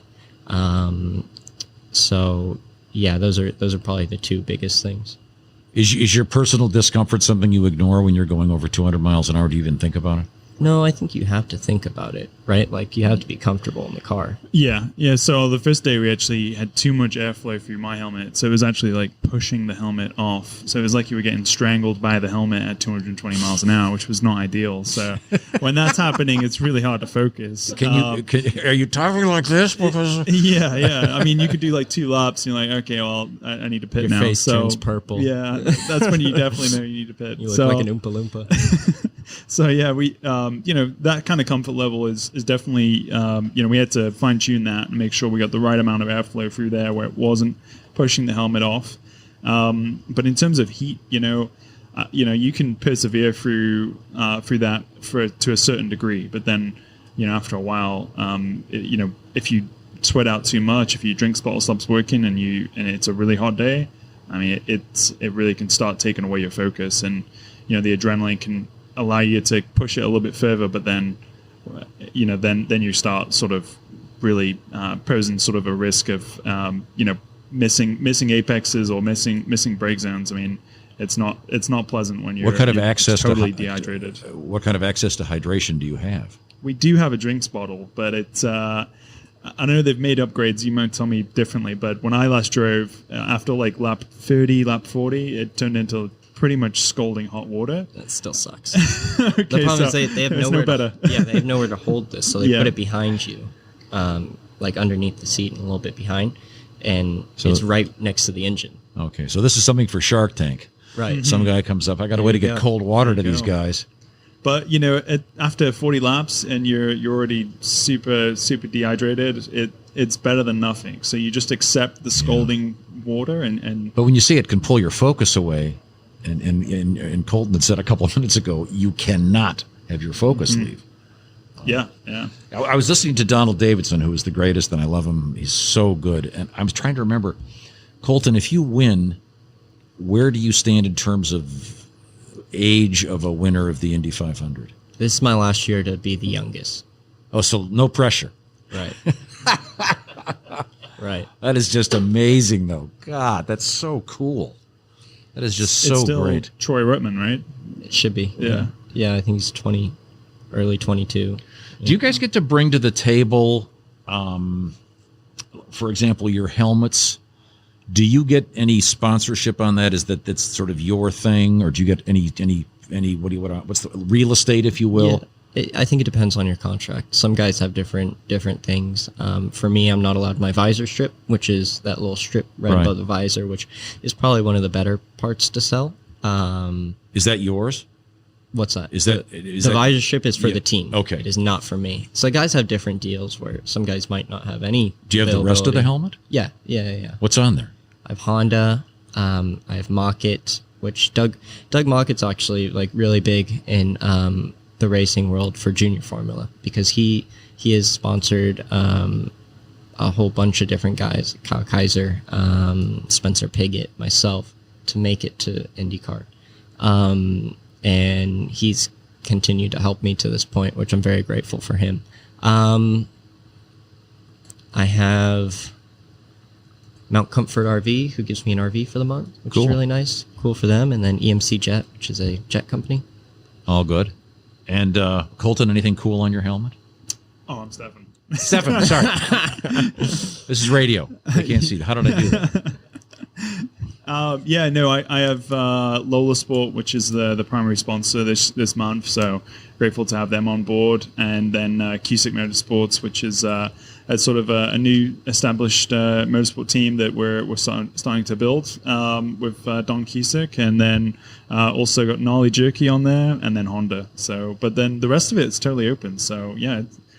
Give us a call. Do you have ever put like any kind of personal thing, like your favorite band logo or something? Does anybody ever do anything like that? I just put a couple of logos from drivers that, to remember them. I've got the Dan Weldon logo, Justin Wilson logo, and then I have a Jaguar on the top of my helmet, which is just something that I've always wanted to. I've always placed on the top of my helmet. It's kind of like a symbol. So. Do you have any tattoos? No. If I did, I'd have the Jaguar there. Well, there's a really good tattoo guy here in town. Colton, you're too young to have tattoos, right? It's probably yeah. It's probably not even legal. Right. Right. Actually, this year too, going off of that helmet deal, I've got a really cool design for Dan Weldon, who won the Indy 500 10 years ago for my father.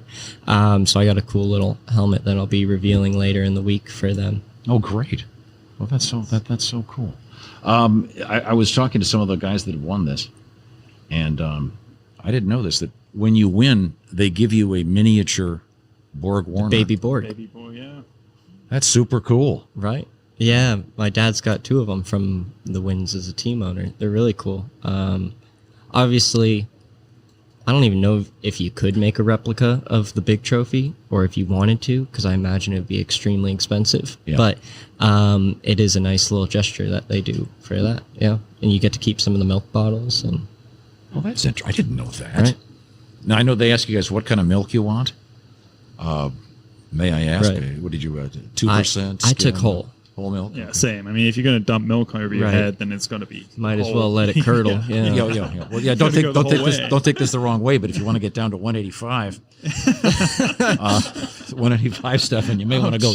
You may want to go skim. No. You're obviously in incredible shape. I'm just joking. Let's see. Lastly, favorite bands. That's a good one. I'm asking Colton this time. Sorry. Right. I was always into like 80s hardcore. So Black Flag, mostly like people on the West Coast like X, Black Flag, and then on the East Coast like Bad Brains, Minor Threat, bands like that. I really enjoyed. Very interesting. And never heard any of those, but not many people have. The Rolling Stones, Foo Fighters, yeah, definitely the Foo Fighters. That's probably my favorite band. And Arctic Monkeys are up there as well. So we got some Sheffield. Isn't there an album called Sheffield and then Steel? Muse. Okay, cool. And now, Stefan, last thing you Googled. This could be potentially erotic. It was probably weather for Indianapolis on Sunday. That was probably that's the go-to boring answer. It's very safe. No, I mean, honestly, we're keeping track of that all this week, because it's going to be so different than usual.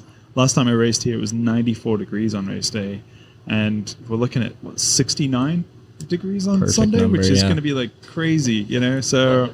25 degrees difference, and gonna make it really interesting. I'm actually quite glad for that, because unlike Colton, I'm starting all the way back in 28th, which is not ideal, and it should hopefully make the passing potentially slightly easier, because it's a thicker air, so you've got more downforce. Right. It might make it a little bit more exciting for me being stuck back there in 28th. Well, I hope you pass a lot of people. Gonna need to. Yeah. Well, hey, it's happened before. I'm sure someone's walked up to you and said, "Well, the last time someone started here, Louis Meyer started 28th, and he drank whole milk, right? Buttermilk, right? That's right. Very good. That's where the tradition comes from. Yeah. That is very good. Shaun, do you have any intelligent questions for our guests here? I'm curious. Oh, sorry.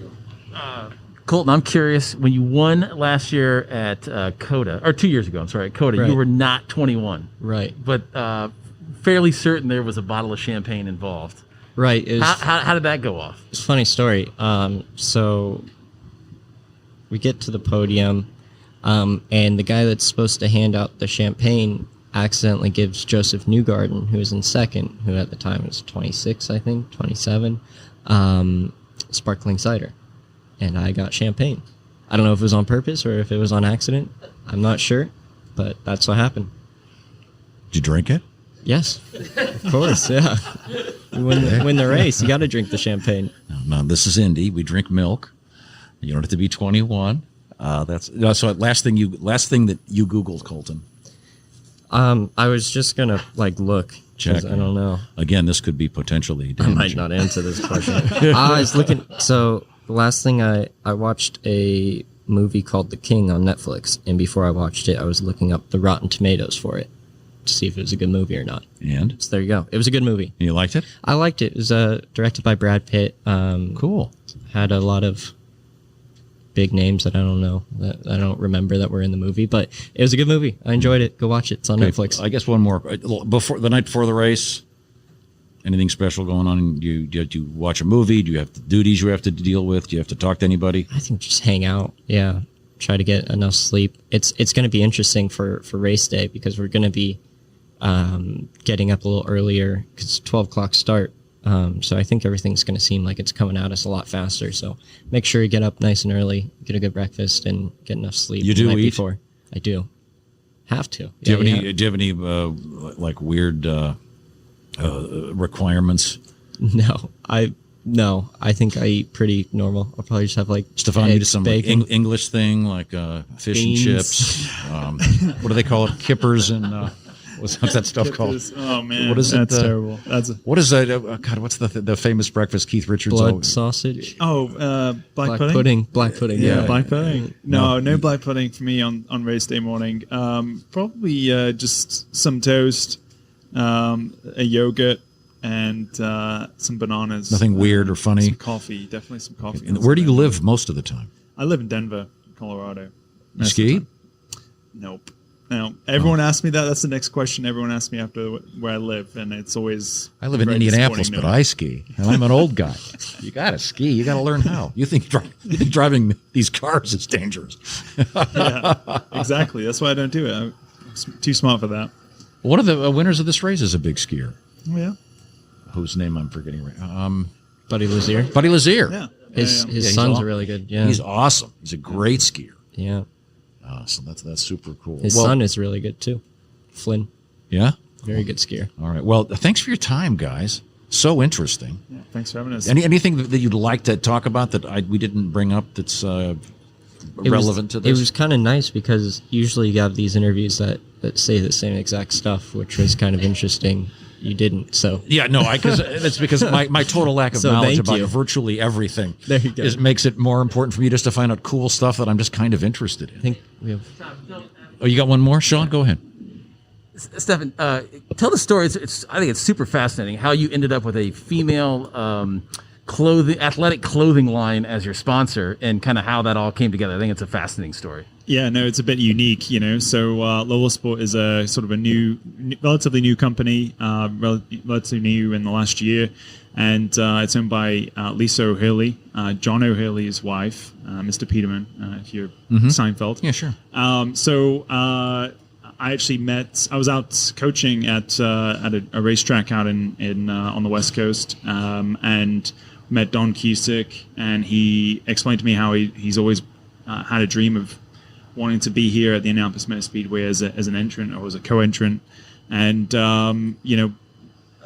that conversation led to putting this whole program together for Cusick Motorsports, and joined Andretti Autosport as a co-entrant essentially, and then he was kind of wondering what to put on the car.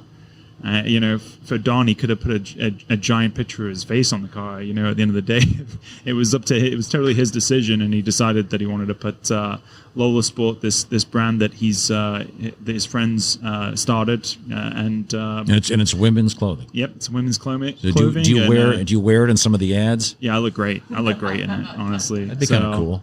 Yeah, I pull it off. You'll see it on Sunday morning. I'll walk out to the car in it. So, yeah. But yeah, no, but it's pretty amazing because he could have done anything with the car he wanted to. But he chose to put a female owned company on the car and represent them. So it's really helping their brand get established and get recognition. And it's something people bring up because it is unusual. Yeah, exactly. It's I'd use the word unique, but I would there's plenty of female fans in the stands that also golf, so I think it's a great tie-in, and hopefully people get familiarized with the brand and helps them grow. Cool. Well, best of luck to both you guys. Thank you so much. Hope things go great. This is James Hinchcliffe. James, were there any shows that you binged on during the lockdowns? Oh my God, all of them. So we got through like everything that everyone was telling you to get through, all the new shows. And see, my whole thing is I always liked waiting until a show was finished before I started it, because I hate waiting. And so I got lured in because, you're running out of things to watch. So I got lured into watching the first season of whatever the new thing was, right? So my wife and I got through all those shows, and then we decided we need something that we can just like go straight through. And we actually went back in time and started watching King of Queens. And we've just been binge watching King of Queens for the last 3 months, and it's been pretty entertaining. Do you play video games, and what video games do you play? Honestly, I don't play a lot of video games. I play word games on my phone, and then I use my driving sim at home and play iRacing. And that's about the extent of it. Do you compete against other drivers in the field? Yeah, sure. Sometimes. Yeah. I mean, depends. I mean, we had this little thing that we started with Connor Daly and Ed Carpenter, Travis Pastrana, Parker Kligerman, Scott Speed, Landon Castle, and a bunch of guys that we called the Last Chance Qualifier League, the LCQ League, because we had all been in another league together with like actual professionals that just embarrassed us every week. And so we're like, well, we're always in the Last Chance Qualifier. Let's just start our own league. So we did that for a little while, which is actually a ton of fun. And Connor would stream it on his Twitch, and I think the Nitro Circus guys picked it up and stuff. So that was a fun thing while it lasted. So you're saying the online drivers were better drivers than the in real life drivers? Oh, like by a significant margin, yeah. But then there were also some like because it was actually like a rally cross league that we got invited to,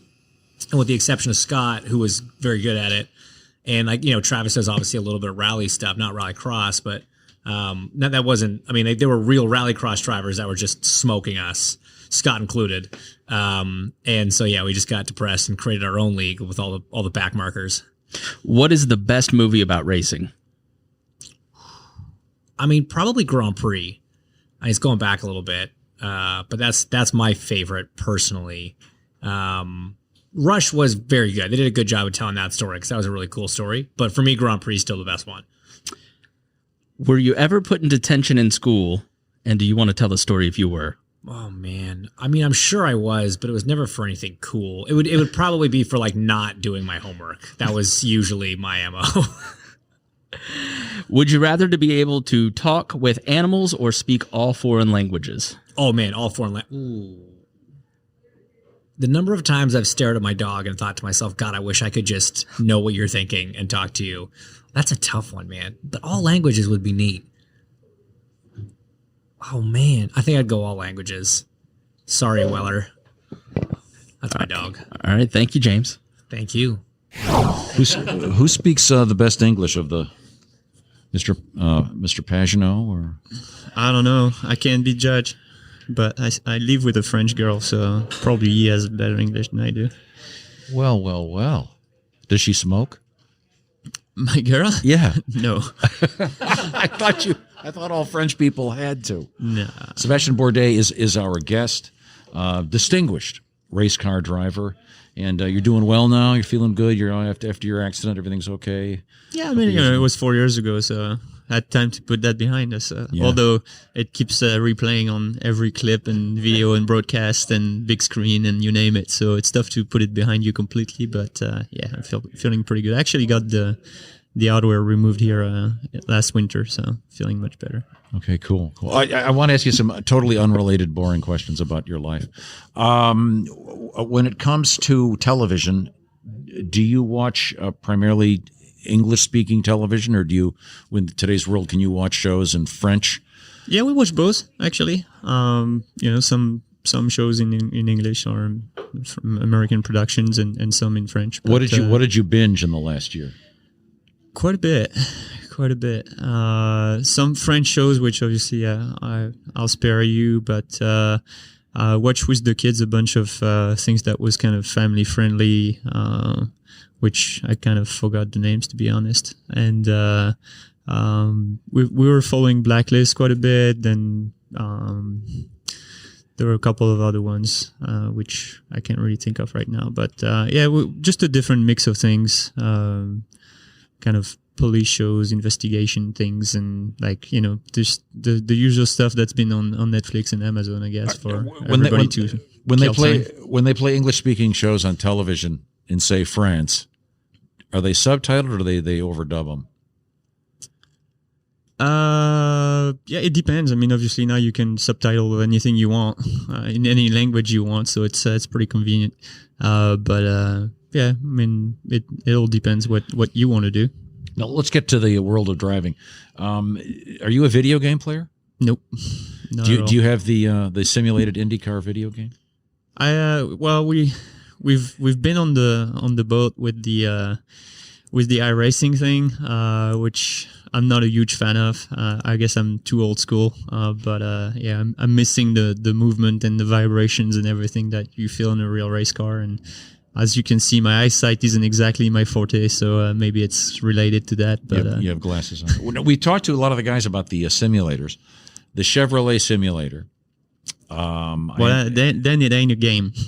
That thing is very serious business, right? Yes, I mean it takes a couple of engineers just to make it run, and a full room full of mechanical parts and softwares and computers everywhere. Now, when you're in it, do you put on your racing stuff, or you just get in a pair of shorts? And yeah, I mean it gets a little bit hot, and like you don't really need anything for safety measures because it ain't gonna catch on fire. So yeah, I go in shorts and t-shirt, but at least you're in your seat and the real cockpit, and the pedals feel right. And do you say to the engineers, okay, I'm gonna do something I wouldn't do in the real car right now? This may not work. Well, you can try different things, which is the fun part of it. The big limitation is obviously when you start to get out of the window of what you would do in real life, then is the simulation not getting outside of its window as well? So does it give you a real response, or is it just kind of starting to make stuff up? That's the big thing. When the simulator, God forbid you hit the wall, does it do anything humorous? Does it congratulate you sarcastically? They've had to dull it down so it doesn't snap your wrist. That's one, because the kind of force on the steering is ginormous. I mean, it's basically a big motor that just tries to reproduce whatever it would happen in real life, but then it also doesn't have the limitations of breaking a steering arm and letting go. It just it'll put as much force as it deems should be going into. So they've definitely implemented some safety measures, so we're not hurting ourselves anymore, because it did happen a couple of times.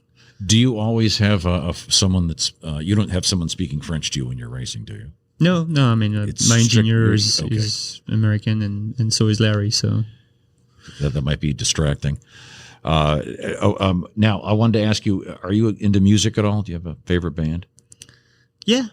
I mean, I wouldn't say I have a favorite band. I mean, for the longest time, it was Queen when I was younger, and I still a massive fan of Queen.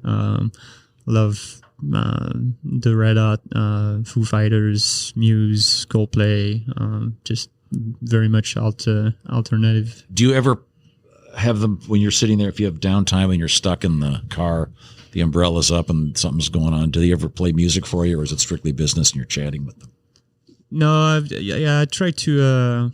I'm not one to put like a headset on when I got people around me. It's just more enjoying when I'm on my own or on the road. Which, since I drive the RV from race to races most times, I got plenty of time to do that. Shaun, what do you got? Yeah, so I was going to follow up on that. You're known to load the family up in the truckster and take in the sights and all that. Where's the coolest place you've taken the kids as you're driving the RV through the country? Probably actually right after I got hurt. I kind of did my rehab in all the parks out west. So yeah, that was really fun. Did Yellowstone, Bryce, the Tetons. That was probably the best trip we've had.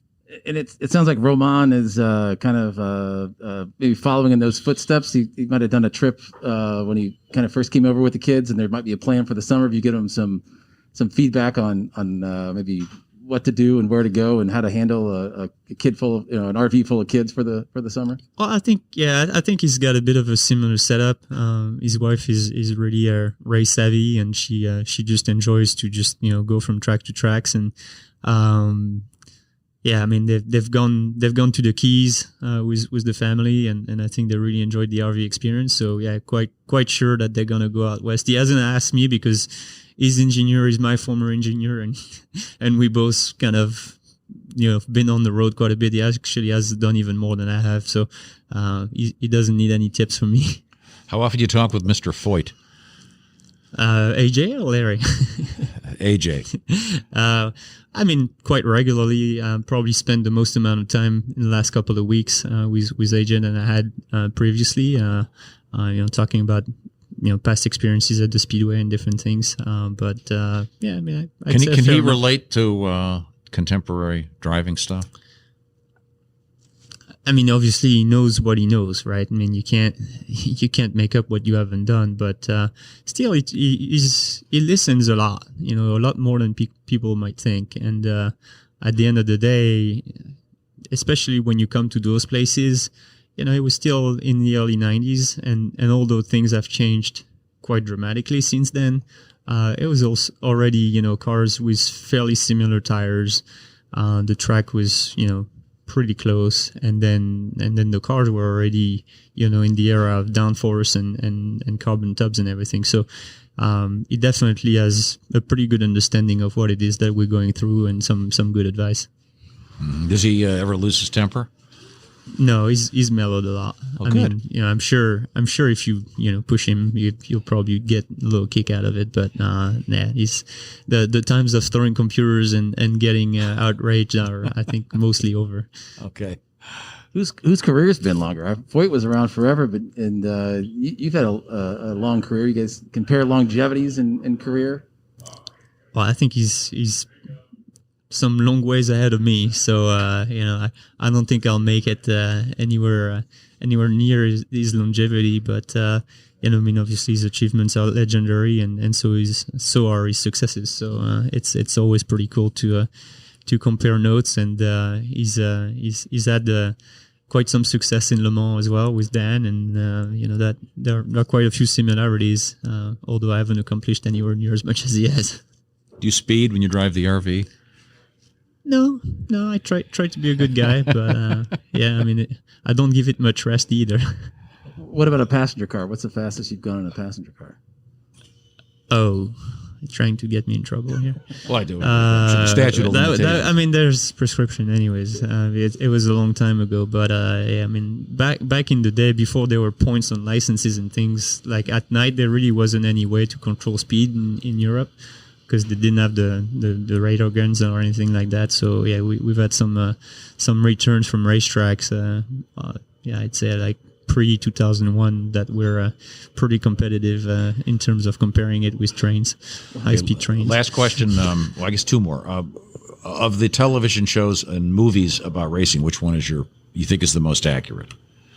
Things like Rush or the Senna doc.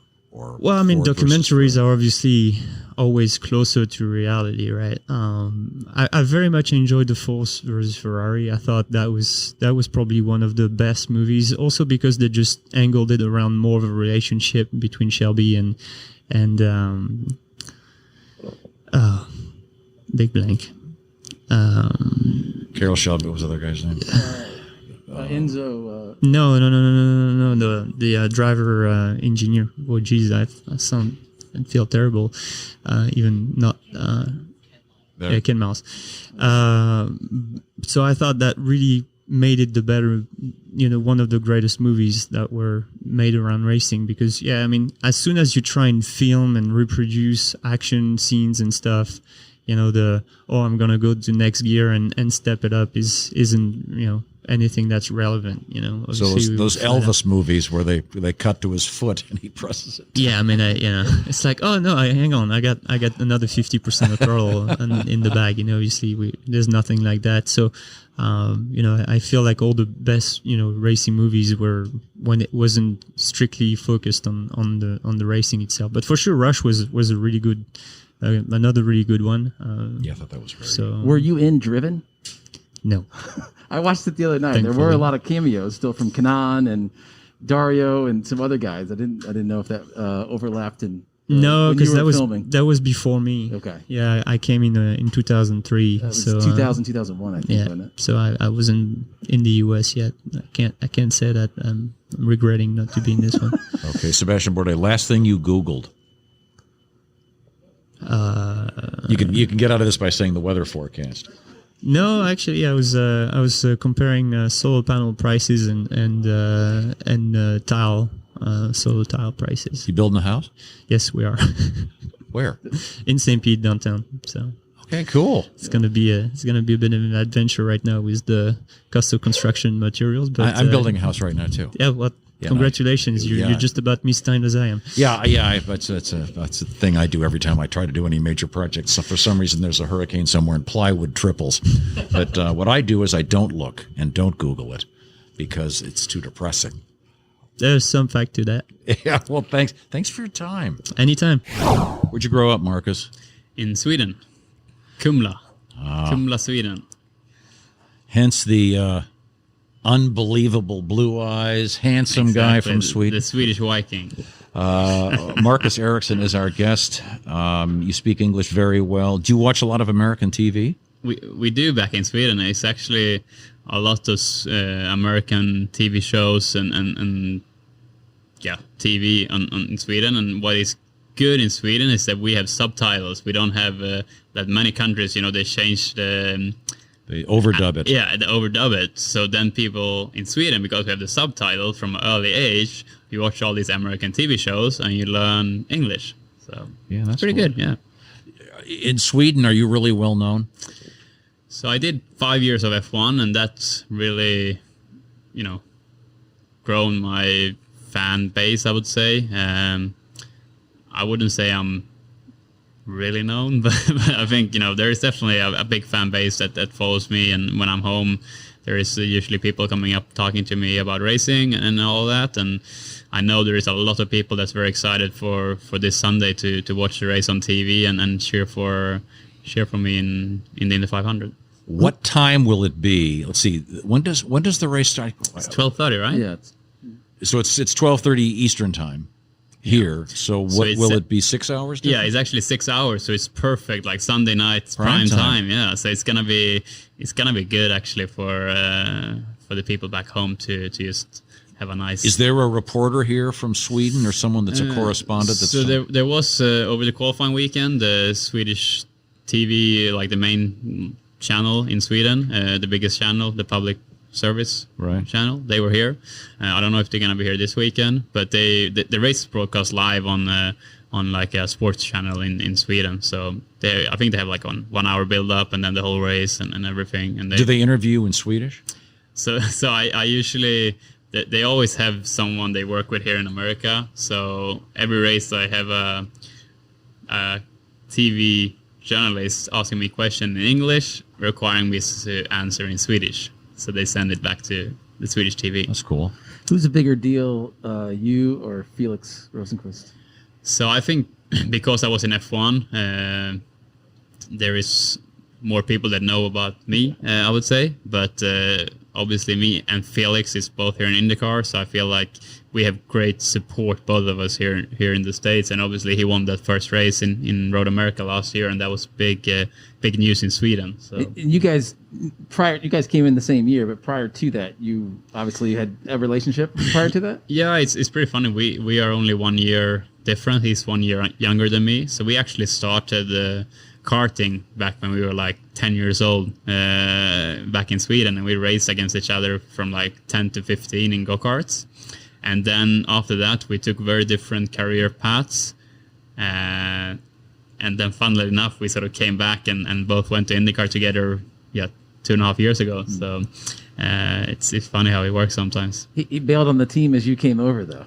Yeah, we got 1 year together, but then I don't know, he got sick of me or something, so he left for this year. But kidding aside, it was fun being teammate with him, and even now, we live like 5 minutes away from each other, so we hang out all the time, and our girlfriends hang out a lot as well. So where do you live full time? In Carmel.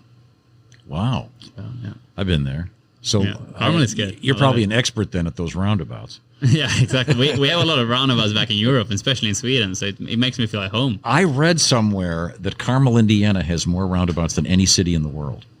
I've heard the same thing. I don't know if it's a fact. I'm not sure in the world, but definitely in America, I think is for sure. I've never seen so many roundabouts in America. Like I said, in Sweden we have quite a few, but yeah, Carmel does have a lot of them. Yeah. Okay. Now, are you a big ABBA fan? Because I'm not. I'm Swedish. Up front, I need to answer yes on that. I'm not a fan. I don't mean to put down your national. I have to say yes on that. Okay. What music what are you into? ABBA. No. I listen to every type of music, I would say, but I like rock and like 80s music, I would say. I like that, but I can also like the newest hit song on the radio, you know, like I'm a bit of a mixed bag like that. Yeah. You did great in qualifying. What was the Team Ganassi? What do they got? 4 in there? Yeah. That's amazing. Yeah, it was, you know, to be fair, we had a really strong couple of weeks here. We rolled off with really good cars, and Chip Ganassi Racing has done a tremendous work over the winter to improve from an already strong package that we had here in, was it August when we raced here last time, and to achieve or to have 4 cars in the Fast 9 on this race, I think is a huge achievement, and you know, the team really should take credit to that. Yeah, I'm really proud to be part of that. And I think, you know, all 4 of us have a good chance of winning the race on Sunday. And we just need to make sure that at least one of us, or that one of us is on that top step on Sunday. That'd be pretty cool back home in Sweden. So see, I'm trying to think what time it was. So if the race starts about, 6:30, you say? Yeah. In Sweden. So you'd win at about, what? 10 o'clock? It's like the Super Bowl. You know, Yeah. kicks at 6:30, done 10 o'clock. Yeah, exactly. Like, Win keep it the in party prime going. time. They've got to have somebody here that would do a quick satellite interview with you live. It would Yeah, be- for sure. Yeah. What's the drink of choice in Sweden? Like vodka? Like what's everybody drinking to celebrate? Yeah, I guess. Yeah, I mean, yeah, maybe vodka, beer, something like that. But I guess if you win, champagne is going to be high on the list. Well, then, milk, of course, number one. Yeah, of course. I think we've certainly established that and how important that is. Well, have a great race. Thanks for your time. Thank you. We've been asking everybody the same question. What is the last thing that you Googled? Now, so in other words, if you do you have an iPhone? Are you an iPhone guy? Yeah. Okay, and you go like this. Careful. Yeah, so this has the This potential, might- especially you being Swedish. I can only imagine the erotica that would be this likely could to. Be, this could be dangerous for me. You can always say, I Googled the weather in Indianapolis. The last thing was Serrano, the pepper. Sriracha? No, Serrano. Serrano. You know, the small green chili pepper. Because I was out for dinner last night with my girlfriend, and she was ordering mac and cheese, and it was Serrano in it, and she didn't know what it was. So I Googled it for her. I don't know what it is either. It's like a green chili pepper. Wow. She doesn't like it, so apparently she This, had to take it out. this Swede knows how to party. Do you drink alcohol at all? I do, yeah. Is there like a window in your head with respect to, okay, I'm driving in 3 days, I've got to make sure I'm super clear? I never drink the weekend before a race, or obviously the week before a race. Yeah. And to be fair, you know, I don't drink very often. These days, you know, you need to be such an athlete to be a racing driver, so you need to, you know, focus all your attention on training and How all tall that. are you? 180 centimeters. I don't know what that is in. I haven't figured out. Google this that for me, will you, feet Marcus? thing. I would, No, I can do that. I have Google up here. I'm do you know your weight in pounds? 106. Okay, so you're under the 185 barrier. So I'm 5'9". Does that make sense? 5 feet 10 inches. There you go. That makes more sense. And so you're under that weight thing. So when you get in the car, they have to add a few pounds to it.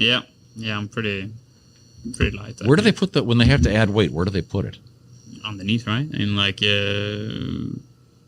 a good question. I think underneath us, as low as possible. You want to weight as low as possible. Does someone from the rules committee do that, or do they just? No, I think the team can. They have certain spaces on the car where they can put the weight. But I mean, do they trust the teams to all? No, I think they weigh the car. We have to get weighed every weekend, the drivers, and then they weigh the car, and then they add that up to a minimum weight. So me being a bit lighter than some other drivers have to add some more ballast than some others. Wow. What is your exercise regimen? So I'm a big cyclist, so I cycle probably at least 3 days a week, sometimes more, and then the rest of it is just gym training and stuff like that. But a lot of endurance. I think driving these cars, you know, the races are pretty long, so you need to have good endurance. Yeah. Okay. Any more questions, Shaun? What there any good stories about Chip? I mean, he's kind of famous for his maybe short wick with the new guys, and obviously he loves winning. Any good stories about Chip? Yeah, I mean, I had some different stories, good and bad, I was gonna say. But no, I've had a great relationship with Chip. I think he's a great leader for the team, and the way he runs the team, I think is the reason why the team is so successful. He always starts from the top. Stories, I don't really have any stories. We always have these team dinners every now and then, and that's always a fun time being on a dinner with Chip. He always have a lot of stories from he always have a lot of stories in store. That's for sure. So he's always fun. You don't have any tattoos, do you? No, not that. Does Chip? That you know of? Not what I've seen. No. I would think he might have some Indy 500 wins or something tattooed on his arm. He certainly earned them. That'd be cool. Well, Marcus, thanks so much for your time. Best of luck. Thank you. You could be in that winner's circle. Yeah, that's the plan. Ed Jones, how are you, sir? Great. Looking forward to Carb Day tomorrow. And where are you from? So I was born and raised in Dubai, but I'm English. Yeah. Yeah, you've got a beautiful speaking voice. Did you spend much time in England? Not really. Everyone asks that because they're like, how do you have an English accent? But I went to English school and my parents, they have quite posh accents, so I learned it from there. Where did they grow up? They grew up in England, in London, and they've been in Dubai for about 40 years now. Yeah. Were they hoping to become an F1 driver? Initially, that was the plan, yeah. Have you been watching the F1 documentary? The Drive to Survive. Yeah. I watched like one or two of them, but because I know a lot of the guys from there, and it's kind of, a lot of it's manufactured a bit, so it's a bit different to reality. But it's pretty funny, yeah. Well, you're in an IndyCar, which is incredibly cool. I'll ask you some non-race related questions if you don't mind. First off, are you binge watching anything in the last year other than that non-racing stuff? You have a show you really love you want to recommend? I've been watching a lot. I've been watching too much the last year when we've had nothing to do. I think I've completed Netflix even. One of the shows I really liked was You. When the guy's like he goes and traps people in his basement, stuff like that. That was very good. Not sure what that says about you, but we'll just go on from there. He's a stalker and then he traps people. Cool. Now, do you play video games? I do, yeah. What's your best one? My best one or the one I play the most? Okay, the one you play the most. Call of Duty. So a lot of the guys actually that I used to race with, especially in Europe, we play a lot on there. And I'm not very good at it, but I enjoy it. I see. Is that the one you're best at, though, or the one you play the most? I'm actually not very good at any of them, but I enjoy playing. Do you ever play any of the other drivers in video games? I do, but mainly the F1 guys. I don't play with anyone in IndyCar. I see. Do you guys have a really high quality simulator to practice IndyCar driving? So in Dubai, I do, because during lockdown I was at home. Do you mean the home simulator or like the? Either one. Do you have one you can sit in a chair at your house, and is it pretty close without the G-forces? So in Dubai, I have a pretty good rig there, which I used a lot during lockdown, and that was extremely fun and as realistic as you can get for like a home one. And then I was actually on the simulator yesterday at the Honda Sim, and we were doing some preparation for Detroit, which is the next race after the 500. Does the simulator that you have at your house, does it just simulate the look of the track and the turns and that sort of thing? Yeah, so it does. It's on a program called iRacing, and a lot of guys use that. And for home sim, it's probably the best thing you can get. What happens if you, God forbid, in the game crash? Does it light up like a video game at home and go crash? Well, you break everything. Like you have to reset. But it does. It's one of those things which you can spend far too much time on it and get far too angry on it as well. So. Can you get overconfident? Because you get overconfident all the time. That's the problem with the simulators. You have no fear of doing anything wrong. Yeah, sure. I guess you can't really break anything. But there's no G-forces, right? Is the simulator that Honda has, does that give you any sense of the? A little bit. There's a bit of movement there. As you say, at home, it's just a static sim. The only thing you're breaking is the screen if it really upsets you. Okay, so cool. Yeah. And then, do you get to take any more laps before the race? Yeah, well, just carb day. So and there's no pit competition, right? I'm not actually sure about that. I don't think they're going to have that. If there is, we're not involved this year. They got rid of it, right? Yeah. Okay. How many laps are you allowed to take, and how many do you think you're going to take? At carb day? Yeah. I think it's as many as you want. So we'll probably try and do, hopefully with the weather being good, we'll do as many runs as we can and longer runs. You know, it's a final preparation. Just want to make sure you can, in a full stint, how the tires last, if you get any vibrations or things like that. So, and then procedures like pit stops. It's the first time you pit off of turn 4. In the past, you've always been pitting off of the apron off of turn 3. So that, although it doesn't seem like much, it's actually a very big difference. You're coming around flat out through turn 4 at full pace, and to get the car stopped for pit lane can be quite a challenge. Cool. Well, Ed, thanks for your time. Best of luck. Thank you. Well, I guess I have one more question. Who went during the race? Who are you talking to? I'll be talking to my engineer, Ross. Are you a big talker or a better listener? What is it? Depends on the situation. But do you like a lot of talk, or do you like it pretty quiet? I like having quite a bit of information. I don't usually say that much, but I like having the info there. Cool. Well, thanks. And have a great race. Thank you. Appreciate great pleasure. it. Do you mind shaking hands? Thank you, sir. Be sure to listen race morning. It's the morning before the 105th running of the Indianapolis 500. We'll have a special edition of our show. You can listen to it on Q95 on the iHeart Radio app, wherever you are in the world. And be sure to email us, Bob and Tom at Bob and Tom. We'd love to hear from you.